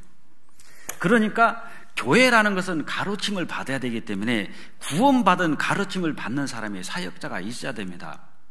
사역자 없어요. 구원받은 사람이 한 20명 모여서 그게 교회입니까? 그거 교회 아니에요. 한 지체일 뿐입니다. 말하자면 손은 이 몸이라는 것은 이 지체는 손에 붙어 있어야지. 팔뚝 손 딱 잘라가지고 벽에다 걸어놔 보세요. 그게 무슨 몸이냐고요. 징그럽고 끔찍하기만 하지. 잘려나갔는데 우리 구원받은 사람이 20명 보여요. 그거 교회 아닙니다. 가르치는 사람이 반드시 있어야 돼요. 그리고 보세요. 2장 42절에 저희가 사도의 가르침을 받아. 사도들이 없어요? 가르침이 없습니다. 어디서 거기서 교제가 됩니까? 가르침을 받고 서로 교제하고 그 다음에 떡을 떼며 이게 애찬이라고 그래요. 성찬식이거든요. 애찬. 떡을 떼며 그 다음에 기도하기를 전혀 힘쓰니라. 교회의 모습이에요. 가르치는 사도들이 있고 가르치는 사역자가 있어야 되고 교제하고 그 다음에 함께 음식을 나누고 기도하는 그리고요, 또 날마다 마음을 같이하여 성전에 모이기를 힘쓰고 집에서 떡을 떼며 기쁨과 순전한 마음으로 음식을 먹고, 그 다음에 이것이 있어야 됩니다. 이게 없으면 죽은 교회입니다. 하나님을 찬미하며 또 온 백성이 이렇게 칭송을 받으니 주께서 같이 읽습니다. 구원받는 사람을 날마다 더하게 하시니라. 구원받는 역사가 없으면 죽은 교회예요. 아니, 새 생명이 태어나지 않아요. 그게 교회입니까? 죽었다니까요. 분명히 살아있다는 증거는 생명이 태어나는 겁니다. 살아있다는 증거가. 근데 20년이 가도 항상 구원받는 사람이 없어요. 아, 그래놓고 교회래요. 사실은 죽은 교회예요. 성령 떠나셨잖아요. 에베소 교회에게 내가 네게 임하여 촛대를 옮기리니 너희의 처음 행위를 가지라. 처음에는 안 그랬단 말이에요. 가르치는 사역자가 있었고 그 안에서 기도하고 떡을 떼고 구원받는 수가 날마다 더했어요. 근데 지금 딱 정체됐어요. 가르치는 사람이 없어요. 전도가 안 돼요. 죽은 교회입니다. 성령님께서 떠나가신 교회예요. 거기서 백날이 있어도 구원 못 받아요. 왜 외국에서 이렇게 복음이 힘있게 전해지고 우리 교회가 전해집니까? 사도시대 때 교회하고 똑같잖아요. 그대로 우리 하고 있지 않습니까? 전도 집회 보세요. 사도행전 7장에 가면은 스데반의 설교가 나옵니다. 그것이 뭐냐, 아브라함부터 역사 설교를 쭉 나갔고요. 사도행전 17장 가면 바울 사도가 아레오파고에서 그 광장에서 설교를 하고 있잖아요. 그것도 우리 전도 집회하고 똑같습니다. 너희가 범사에 보니 종교성이 많도다. 너희가 알지 못하는 신에게라는 단도 보았는데 너희가 알지 못하는 신을 내가 지금부터 얘기해 주겠다면서 우주와 그 가운데 있는 만유를 지으신 신께서는 천지의 주제시니 손으로 지은 전에 계시지 아니하시고 또 무엇이 부족한 것처럼 사람의 손으로 성경을 만드신 게 아니니 이는 만민에게 생명과 호흡과 만물을 친히 주이신 자이심이라. 그게 뭡니까? 창조부터 시작해서 우리 전도 집회를 바울 사도가 쫙 했잖아요. 그 바울 사도가 한 내용이 우리 전도 집회 내용하고 똑같습니다. 스데반이 그 성령 충만하고 사도행전 7장에서 아브람부터 쭉 얘기한 것이 우리에게 출애굽기부터요. 이 바벨탑 사건 이후로 아브람을 하나님에 부르셔가지고 이스라엘 역사 나오잖아요. 이게 역사 설교입니다. 똑같잖아요. 사도시대하고 가르치는 사람이 있고 서로 모여서 교제하고 떡을 떼고 기도하고 구원받는 수가 날마다 더하지 않습니까? 이게 교회단 말이에요. 근데 그냥 구원받은 사람이 10명, 20명 모이면 교회다. 심지어는 어떤 분은 이런 분도 있어요. 남편하고 아내하고 애들 2명이 구원받았는데 우리 집이 교회다 해서 교회 안 나와요. 그냥 집에서 모인대요. 우리 교회다. 그건 교회가 아니라니까요. 구원받는 수가 날마다 일어납니까? 거기서 누가 가르쳐요? 남편이 목사예요? 언제 하나님께 안수받았습니까? 하나님 일꾼으로 세워놨어요? 자기가 자칭 목사 됐지 집에서 아빠가? 그건 교회가 아니라니까요. 구원 안 일어나요. 역사가 안 일어납니다. 그럼 평생 거기 있으면 어떻게 되겠습니까? 진짜 다 손해봐요. 다. 거기 있는 사람 다 손해봅니다. 근데 거기도 나오니까 되는 거예요. 제가 어떤 분이 어느 지역에 있을 때 감리교회 아버지가 원로 장로님이십니다. 50년 되신 장로님이에요. 어머님은 권사님, 형님은 찬양대 지휘막. 가족 전부가 그 교회가 보통 큰 것이 아닙니다. 여기는 게임도 안 돼요. 큰 교회예요. 그 감리교회에서 중추적인 역할을 한 겁니다. 그 집에 아들 하나가 구원받았어요. 구원받고 하시는 말씀이 내가 그 교회를 다시 가가지고 아버지, 어머니, 형님들 또 동생들 전도해가지고 내가 우리 교회로 오겠습니다. 그래서 우리가 얘기해 준 게 있어요. 형제가 연합하여 동거함이 어찌 그리 선하고 아름다운 거. 하나님께서 가장 선하고 아름답게 보는 것은 형제가 연합하여 동거하는 것입니다. 떠나면 안 됩니다. 교제 가운데 있어야지 가족들 구원받습니다. 아닙니다. 내가 이 교회면 우리 가족을 다 삐져가지고 한 명도 구원 못 받을 겁니다. 그건 형제님 생각이고요. 아닙니다. 내가 가서 우리 아버지, 어머니 다 구원받게 해서 이쪽으로 올 겁니다. 2년 걸렸는데 한 명도 전도 못 했어요. 하는 말이 와서 한 게 그겁니다. 안 되네요. 그럼 성경이 안 된다면 안 되는 거잖아요. 그리고 그분이 왔어요. 와서 탁 서서 열심히 살았습니다. 형님 받았습니다. 둘째 형님 받았습니다. 그리고 자기 아내가 누구냐? 안수 집사예요. 그 교회. 그 안수 집사는 이런 데로 오면은요, 시시해서 말씀 안 듣습니다. 왜? 그런 분들 막 기적을 나타내거든요. 그러니까 구원 몇 년 단위도 구원받았어요. 그 아내 구원받았어요. 그리고 결국은 누가 구원받냐? 아버지 장로님 구원받고, 어머니 권사님 구원받고, 동생 구원받고, 싹 구원받고 다 나왔습니다. 그리고 이 장로님이 50년 됐어요. 그 교회에. 아주 원로 장로입니다. 구원받고 그 교회를 가가지고 박 장로 구원받으시오, 김 장로 구원받으시오, 이 장로도 구원받으시오. 그러다가 쫓겨났습니다. 쫓겨나가지고 우리 교회로 오신 거예요. 구원받고 구원 안 받은 속으로 들어가면 구원받은 사람이 있을 수는 있어요. 그건 교회가 아니기 때문에 성령께서 역사 안 하십니다. 구원 안 일어나요. 그래서 구원받는 사람을 날마다 더하게 하시니라. 그래서 이렇게 생각하시고요. 이제 구원의 3단계, 요것은 이제 배워야 되는데, 구원 이후의 생활입니다. 구원 받으면 성령께서 내 안에 내주에 계시잖아요. 안에 우리 속에 역사하셔서 우리를 변화시킵니다. 누가? 성령께서. 성령은 말씀을 먹는 거예요. 사람이 떡으로만 살 것이 아니고 하나님의 입으로 하는 모든 말씀으로 산다고 하셨지 않습니까? 그래서 그리스도인의 삶에서 3가지 적이 있어요. 이건요, 육신입니다. 죄 본성이 있고, 그 다음에 세속적인 그 세상, 그 다음에 3번째는 뭐냐면 마귀. 이것이 신앙생활 하는데 물리쳐야 될 3가지 적이에요. 이것이 항상 우리를 방해합니다. 육신이 있고, 세속적인 세상이 있고, 그 다음에 마귀가 있단 말입니다. 이걸 어떻게든 물리치는 방법은 교제를 꾸준히 참석하면서 말씀을 배워야지. 너희는 성령의 검 곧 하나님의 말씀을 가지라고 그랬거든요. 그게 이제 신앙생활을 하는 겁니다. 먼저 교회를 좀 아셔야 됩니다. 교회는 그냥 건물이 아니라 교회를 에클레시아라고 그러는데, 이 에클레시아, 교회라는 의미가 바로 이런 뜻이에요. 고린도전서 1장 2절에 고린도에 있는 하나님의 교회 나오죠. 곧 풀이를 해놨습니다. 교회가 뭐냐? 그냥 사람들 모이는 단체도 건물도 아니고 그리스도 예수 안에서 거룩하여지고 성도라 부르심을 입은 자들, 요게 교회예요. 이게 하나님의 교회입니다. 그리스도 예수 안에서 거룩하여지고 성도라고 부르심을 입은 자들이 교회입니다. 그러니까 교회는 구원받은 사람들의 무리예요. 그 다음에 교회는 뭐냐? 너희는 자기를 위하여 또는 온 양떼를 위하여 삼가라. 성령이 저들 가운데 너희를 감독자를 삼고 하나님이 자기 피로 사신 교회를 지게 하셨느니라 그랬죠. 교회는 하나님이 자기 피, 하나님이 피를 흘려서 교회를 직접 사셨다고 그랬죠. 그러니까 교회는 하나님 것입니다. 구원받은 사람을 말하는 거예요. 그래서 구원의 3단계가 첫 번째가 칭의 또는 영혼 구원이라고 얘기하는데, 싹으로 식물로 말하자면 싹이 났다, 생명의 시작.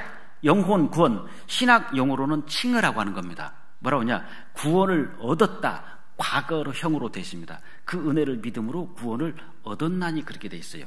여기 보시면은 영혼 구원, 칭의는 믿음으로 말미암아 구원을 얻었나니 완료형으로 되어 있죠. 에베소 2장 8절, 베드로전서 1장 8절에도 믿음의 결국 영혼의 구원을 받음이라. 허물과 죄로 죽었던 영혼을 살리셨도다. 에베소서 2장 1절, 야고보서 1장 8절에는 진리 말씀으로 우리를 낳으셨도다. 이것이 영혼 구원, 탄생, 우리가 어저께 오늘 말씀 들은 영혼 구원이고요. 그 다음에 성화입니다. 이 성화는 점점점 자라가는데 생활 구원, 신학 용어로는 성화라고 그래요. 이것은 진행형으로 됩니다. 구원을 이루다. 그러니까 구원이라는 용어가 완료형으로 되어 있고, 그 다음에 현재형으로 되어 있고, 미래형으로 되어 있단 말이에요.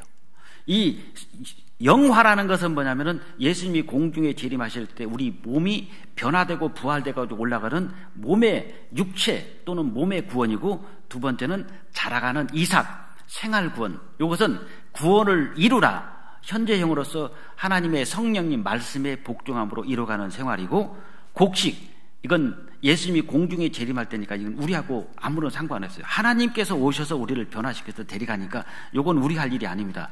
미래형으로서 예수님이 재림함으로 구원을 얻으리라. 이건 미래형으로 되어 있어요. 그러니까 성화는 어떻게 되냐?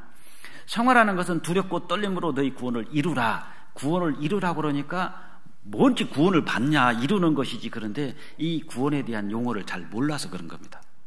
생활 구원, 성화는 구원을 이루는 것이고, 구원에 이르도록 자라게 하려 함이라 했죠. 자라라는 구원이 있어요.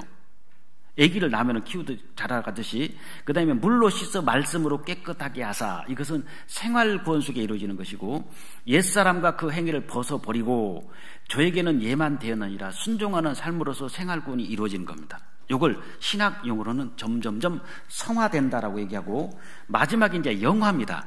이 영화는 예수님께서 공중에 재림하면 우리 몸이 확 바뀌어요.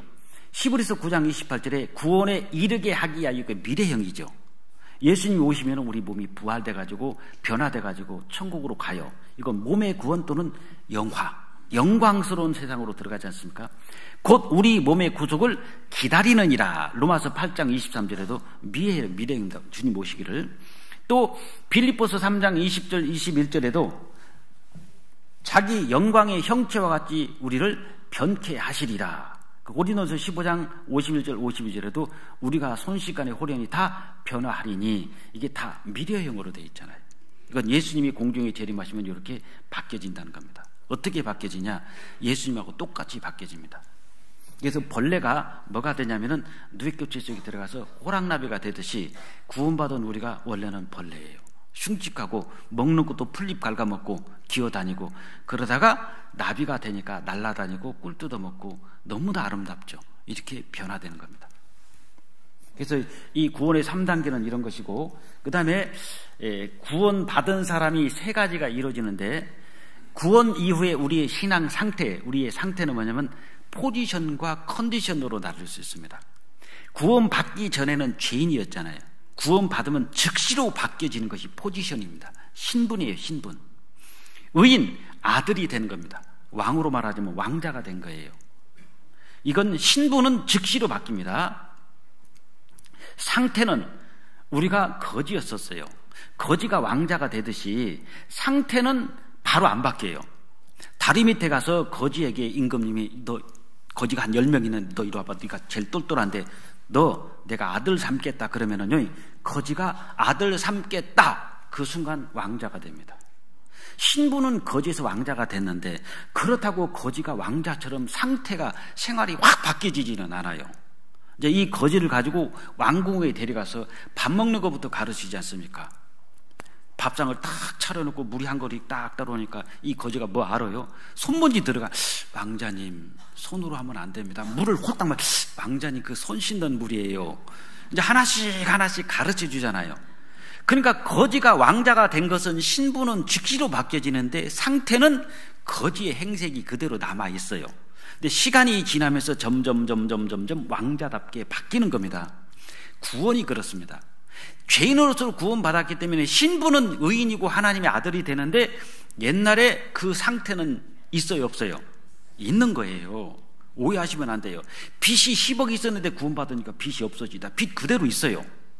암이 있었는데 내가 구원받았다. 암이 없어집니까? 암 그대로 있어요. 근데 구원받기 전에는 빚 때문에 비관하고 죽고 싶었고 안 살고 싶었어요.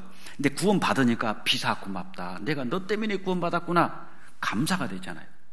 구원받기 전에 암이 걸려가지고 사경을 헤매고 있다가 구원받았습니다. 구원받기 전에는 실망하고 낭망하고 좌절하고 있어요. 근데 이 암 때문에 구원받으니까 암아 고맙다. 암 너 때문에 내가 구원받았다. 감사가 나오잖아요. 못 배웠다가 구원받았어요. 항상 부모님 원망했는데 구원받고 보는 게 못 배운 것이 감사한 거예요. 어머니 아버지 저를 안 가르쳐줘서 감사합니다. 저희 누나가 그랬거든요. 이 초등학교를 못 나왔어요. 우리 키운이라고. 뭐 난 놓고 기억자도 몰라. 그럼 집에 오면 맨날 부모님한테 원망하는 거예요. 죽이라고, 나 죽이라고. 에? 눈이라도 좀 뜨게 해가지고 글자만 읽게 좀 해주지 세상에 이 일자도 못 읽게 만들어 놓냐고. 왜 낳냐고 막 원망하면서 뭐냐 뭐 막 그냥 올 때마다 싸워요. 차라리 어머니 아버지 손 다 죽이라고 막 폭폭하니까. 결혼하고 애를 낳고 사는데 뭐 애다 엄마 이게 뭐야 그럼 뭘 알아요? 엄마 이게 뭐야 뭘 알아? 아무것도 모르니까 폭폭한 거예요. 그러니까 와가지고 어머니 아버지를 그렇게 원망하는 겁니다. 왜 나를 낳냐고. 초등학교 1학년만 가던 데가 글씨는 읽을 거 아니냐고. 그러다가 애를 낳고 이제 답답하니까 이제 쥐약을 가지고 다닌 거예요. 자살하려고. 쥐약을 가지고 다니니까 둘째 누나가 구원받았어요. 그래서 언니 막 손을 비틀어가지고 쥐약을 뺐고 근데 제가 내려갔더니 큰일 났대요. 언니가 지금 계속 자살하려고 그런다는 거예요. 그래서 빨리 전도하자. 그래가지고 이제 그 누나가 그 애기 5살짜리 그 누나가 이제 구원 받은 겁니다. 구원을 딱 받더니 180도 바뀌어지잖아요. 어머니 아버지 앞에 무릎 탁 꿇고 어머니 아버지 울면서 얘기하는 거예요. 저 안 가르쳐줘서 고맙다고. 안 가르쳐서 정말 고맙다고, 감사하다고. 만약에 어머니 아버지가 나를 대학교 가르쳐주고 내가 잘 먹고 잘 살았으면 나 구원 안 받는다고. 근데 안 가르쳐줘도 내가 구원 받았다는 거예요. 너무나 고맙다고 막 감사하다고 막 한 2시간을 얘기를 하는데 어머니도 울고 아버지도 울고 저도 울고 큰 누나 작은 누나 매형 다 울었어요. 그리고 누나가 딱 한마디 하더라고. 어머니 아버지 이 딸년 소원 하나만 들어주세요. 구원 받으셔야 된다고. 구원 받자고. 그러니까 거기서 아버지 어머니가 구원이 뭔지는 모르겠지만 내가 니네들 보니까 죽은 자식 소원도 들어준다는데 살아있는 자식 소원 못 들어주겠냐. 좋다. 구원 받으마. 그래서 그날부로 불상이고 뭐고 다 부셔버렸어요. 깨가지고 다 묻어버렸습니다. 그 불상이 굉장히 많았어요. 큰 거 막 절간 아시죠? 절간으로 생각하시면 돼요.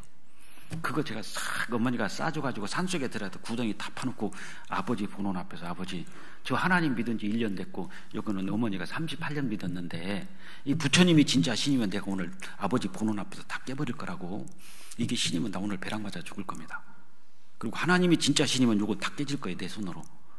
아버지가 옆에서 발발발 떨어요. 그래서 딱 쳐다보고 괭이로 그냥 그 불상을 와장창 막 깨니까요. 그때 저희 아버지 연세가 72살이었습니다. 볼트보다 100m를 더 빨리 달려요. 후다다다닥 뛰는데 한 200m는 도망가더라고요. 저만큼 도망가. 왜 도망갔습니까? 벼락 맞아 죽어도 나는 살겠다 이거죠. 자식이 벼락을 맞아 죽든 말든 일단 나는 살고 보자 이거예요. 아버지 우시라고. 보는 앞에서 다 깨가지고 묻었어요. 이걸 어머니가 38년 믿었습니다. 이게 신이냐고. 이게 신이었으면 내가 괭이로 깼을 때 나를 벼락을 때려야지. 아무렇지 않잖아요. 그러니까 괭이한테도 아무 반항을 못 하는구나. 괭이한테도 지네. 예, 지죠. 그래서 그날부로 올라가지고 구원받았어요. 어머니 구원받고 아버지 구원받고 가족 구원받고 된다니까요. 근데 무엇을 보냐면 가족들은요 말을 듣는 게 아니에요. 하나님의 나라는 말에 있지 않고 능력에 있습니다. 그렇습니다. 우리 생활을 보고 있어요. 다 보고 있습니다. 그러니까 전도할 때 여러분들이 좀 조심스럽게 지혜롭게 하셔야 돼요. 그건 정말 전도는 못하는 게 아니라 지혜가 부족해서 그럴 수 있고요. 또 못하는 게 아니라 안 하기 때문에 그럴 수 있습니다. 이건 좀 계속 배우시면 되고, 죄성이 있는데 거지가 왕자 됐다고 신분이 즉시로 바뀐 것이지 포지션이 바뀌었지 컨디션이 바뀐 건 아니단 말입니다. 그러니까 구원받고 이 컨디션 상태가 바뀌려면 뭐가 필요하냐면 시간이 필요해요. 그것이 필요한 게 말씀, 기도, 교제, 전도입니다. 이걸 앞자만 따서 말기 교전이라고 하는데, 자동차로 말하자면 바퀴 4개가 있잖아요. 말씀, 기도, 교제, 전도. 결국 이제 전도예요. 말씀 생활, 기도 생활, 교제 생활, 전도 생활 쭉 하다 보면 진짜 열매가 맺힙니다. 전도하는 거예요. 또 가라사대 너희는 온 천하에 다니며 만민에게 복음을 전파하라. 한 사람이 구원받고 가족 전도 다 될 수 있습니다. 베드로전서 2장 9절에도 밑에만 제가 읽겠습니다. 아름다운 덕을 선전하게 하려 하심이라. 우리는 복음을 전해야 돼요. 그리고 골로새 4장 3절에도 또한 우리를 위하여 기도하되 하나님이 전도할 문을 우리에게 열어주사. 전도해야 됩니다. 내가 죽지 않고 사서 여호와 행사를 선포하리로다. 가로되 주 예수를 믿어라. 그리하면 너와 내 집이 구원을 얻으리라. 진짜 된다니까요. 제가 이 말씀 듣고 눈물 펑펑 쏟았습니다. 이 설교 들을 때. 디모데전서 5장 8절 누구든지 자기 친족 특히 자기 가족을 돌아보지 아니하면 믿음을 배반한 자요 불신자보다 더 악한 자니라 그랬죠. 이 말씀 들었을 때 제가 아버지 어머니를 돌보지 않았어요. 하나님 그때 나는 보실 때 믿음을 배반한 자요 불신자보다 더 악한 자로 보시겠구나.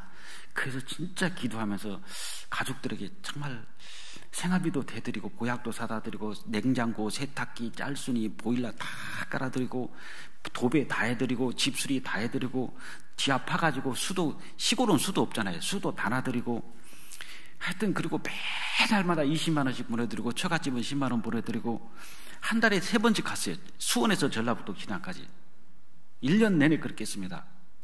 그러니까요 돼요. 결국은 가족 다 구원받았거든요. 1년에 한 명을 전도하면은요, 이렇게 됩니다. 1년에 한 명이 한 명을 전도하면 10년이면은 1023년이고, 20년이면 100만 명이고, 32년이면 42억 명이 구원받습니다. 한 사람이 한 명씩만 1년에 전도하면 32년이면 42억 명이 구원받아요. 여기에 니콜라스 윈턴이라는 사람이 있는데 그 2차 세계대전 때요. 이 사람이 청년이었어요. 유태인 애들이 불쌍해가지고 돈을 주고 다 사가지고 영국으로 빼냈습니다. 669명을 살렸어요. 그 어린 애들이 커가지고요 5,000명이 늘어난 거예요. 6,000명인가요? 잠깐 요거 한번 보겠습니다.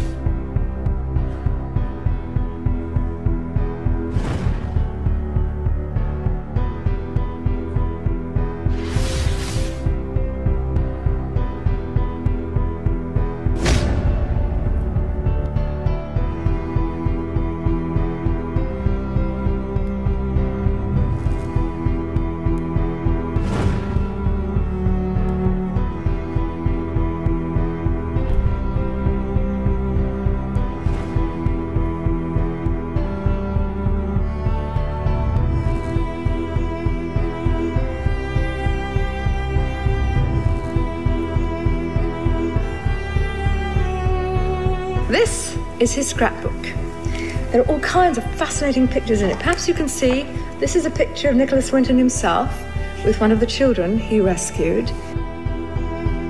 But back here is the list of all the children. This is Vera Diamant, now Vera Gissing. We did find her name on his list. Vera Gissing is with us here tonight. Hello, Vera. And I should tell you that you are actually sitting next to Nicholas Winton.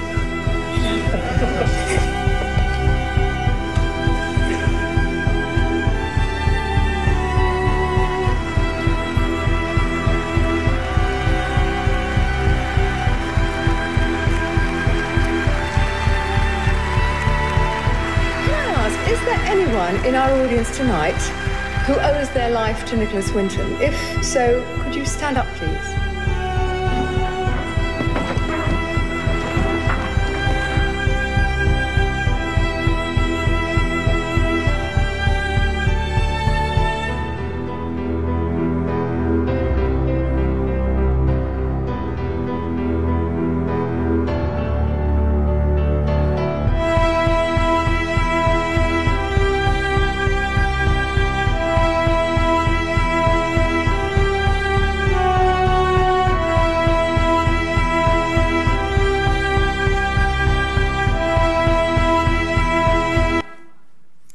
니콜라스 윈턴이라는 사람이 어린 아이들 669명을 진짜 몰래 영국으로 빼냈거든요. 돈을 주고.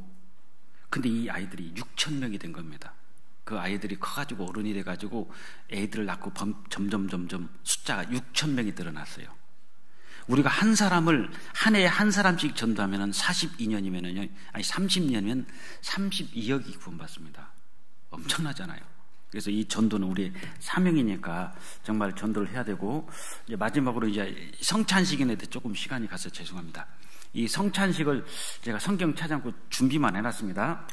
이 성찬식에 대해서 말씀드릴게요. 예수님께서 십자가에 돌아가시기 전날 밤 제자들을 모아놓고 떡과 포도주를 가지고 이 떡을 떼주고 포도주를 다 한 잔씩 나눠줬어요. 이 떡을 내 몸이라고 그랬고 포도주를 내 피라고 그랬거든요. 그건 뭐냐면 먹는다는 것은 영접한다는 의미예요. 예수님을 나의 구세주로 영접합니다. 예수님께서 떡이 찢어지듯이 온몸이 찢기시고 예수님께서 이 포도주처럼 피를 흘리시고 우리를 구원해 주실 것에 대한 그림자도 보여주신 거예요. 그래서 고린도서 11장 23절에 주 예수께서 잡히시던 밤에 떡을 가져다 축사하시고 떼어 가라사대 이것은 너희를 위하는 내 몸이니 이것을 행하여 나를 기념하라. 기념하는 겁니다. 예수님을 기념하는 거예요. 그리고 내가 구원받은 것이 나의 광복절이 되지 않습니까? 예수님 구원해 준 예수님을 기념하고 내가 구원받은 날은 나의 하나님 앞에 광복절이 되니까 죄에서 해방됐으니까 기념. 식후에 또한 이와 같이 잔을 가지시고 가라사대 이 잔은 내 피로 세운 새 언약이니 이것 행하여 마실 때마다 나를 기념하라. 이 피, 예수님의 피를 의미하는 겁니다. 나를 기념하라. 너희가 이 떡을 먹으며 이 잔을 마실 때마다 주의 죽으심을 오실 때까지 전하는 것이라. 이 성찬식을 하면서 내가 작년에 전도를 했나? 한 명도 못한 것 같으네. 그러면은 이 소식을 전하라는 거예요. 다짐하는 시간이 되는 겁니다. 서원하는 시간. 그리고 사람이 자기를 살피고 구해야 이 떡을 먹고 이 잔을 마실지니 내가 못 꾸는 죄 같은 것들이 있잖아요. 말하자면 술, 노름, 도박 이런 것들이지 않습니까? 담배 못 꾸는 거 있으면 이 성찬식 할 때 다짐을 해야 됩니다. 그걸 서원이라고 그래요. 내가 이 시간부로 끊겠습니다. 그런 마음을 딱 다짐하고 끊어야 돼요, 사실은요. 그래서 기념하라, 전파하라, 자신을 돌아보라, 그리고 한 떡에 참여한다. 이것이 성찬식의 의미입니다. 기념하라는 것은 예수님을 영접하고 하나님 예수님의 사랑을 확인하고, 전파하라, 받은 은혜를 보답하라, 서원하며 살아야 되는 거예요. 그리고 자신을 돌아보라, 항상 돌이켜야 되잖아요. 자복하고 한 떡에 참여한다. 교회의 비밀입니다. 교제예요. 이렇게 했을 때 성령님께서 역사하십니다. 성찬식의 의미가 이 네 가지인데 지금부터 성찬식을 시작하겠습니다. 담임 목사님께서 기도해 주시고 성찬식 시작하겠습니다. 성찬 위원님들 앞으로 나와 주시기 바랍니다.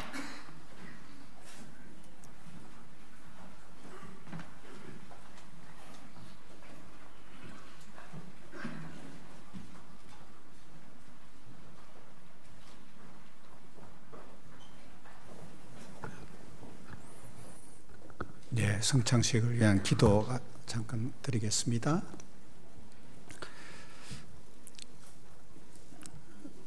하나님 아버지 감사합니다. 우리에게 참 사랑을 알게 하시고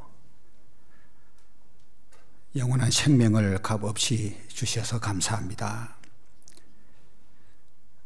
하나님을 멀리 떠나 마음으로 원수된 우리를 십자가의 피로 구원하셔서 불러주시고 영광스러운 하나님의 자녀가 되게 하시고 영원한 천국을 상속해 주셔서 감사합니다.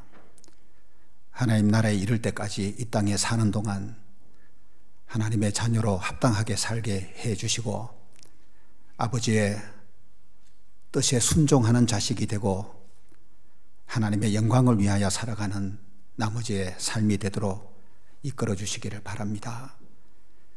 우리의 죄를 없이 하기 위하여 하나님이 아들에게 우리의 모든 죄를 담당시키고 예수께서 채찍에 맞으셔서 몸이 찢겨서 상처를 입으신 거 생각하고 감사합니다. 그리고 우리의 죄를 영원히 속죄하기 위하여 보배로운 피를 흘려주셔서 감사합니다. 이 시간에 예수님의 몸과 피를 기억하고 기념하기 위하여 성찬식을 갖습니다. 떡을 떼고 포도주를 마실 때에 주님의 우리를 위하여 받으신 고난을 생각하고 감사하는 마음 갖게 해주시고 또 알지 못하는 사람들에게 이 복음을 전해서 그들에게도 하나님의 참 사랑을 깨닫게 하고 함께 구원 얻어서 천국에 들어갈 확실한 소망을 가질 수 있도록 전도하는 일에 힘쓰는 우리가 되도록 도와주시기를 바랍니다. 더 거룩한 생활을 하도록 다짐하고 새로운 각오를 하고 더 연합해서 하나님의 뜻을 이루는 우리의 삶이 되게 해 주시기를 바랍니다. 한 주간 허락하신 전도 집회에 참석해서 구원받은 귀한 생명을 하나님이 기쁘게 받으시고 하나님의 자녀 삼아 주셨으니 아버지로서 자녀를 양육해 주시며 남은 생에 하나님 은혜 안에서 교제 속에서 살아가도록 이끌어 주시기를 간절히 바라고 원합니다. 이후에 모든 시간들도 주님 능하신 손에 의지하오니 우리를 살펴주시고 진리 가운데로 늘 이끌어 주시옵소서. 주 예수님의 이름으로 기도합니다. 아멘.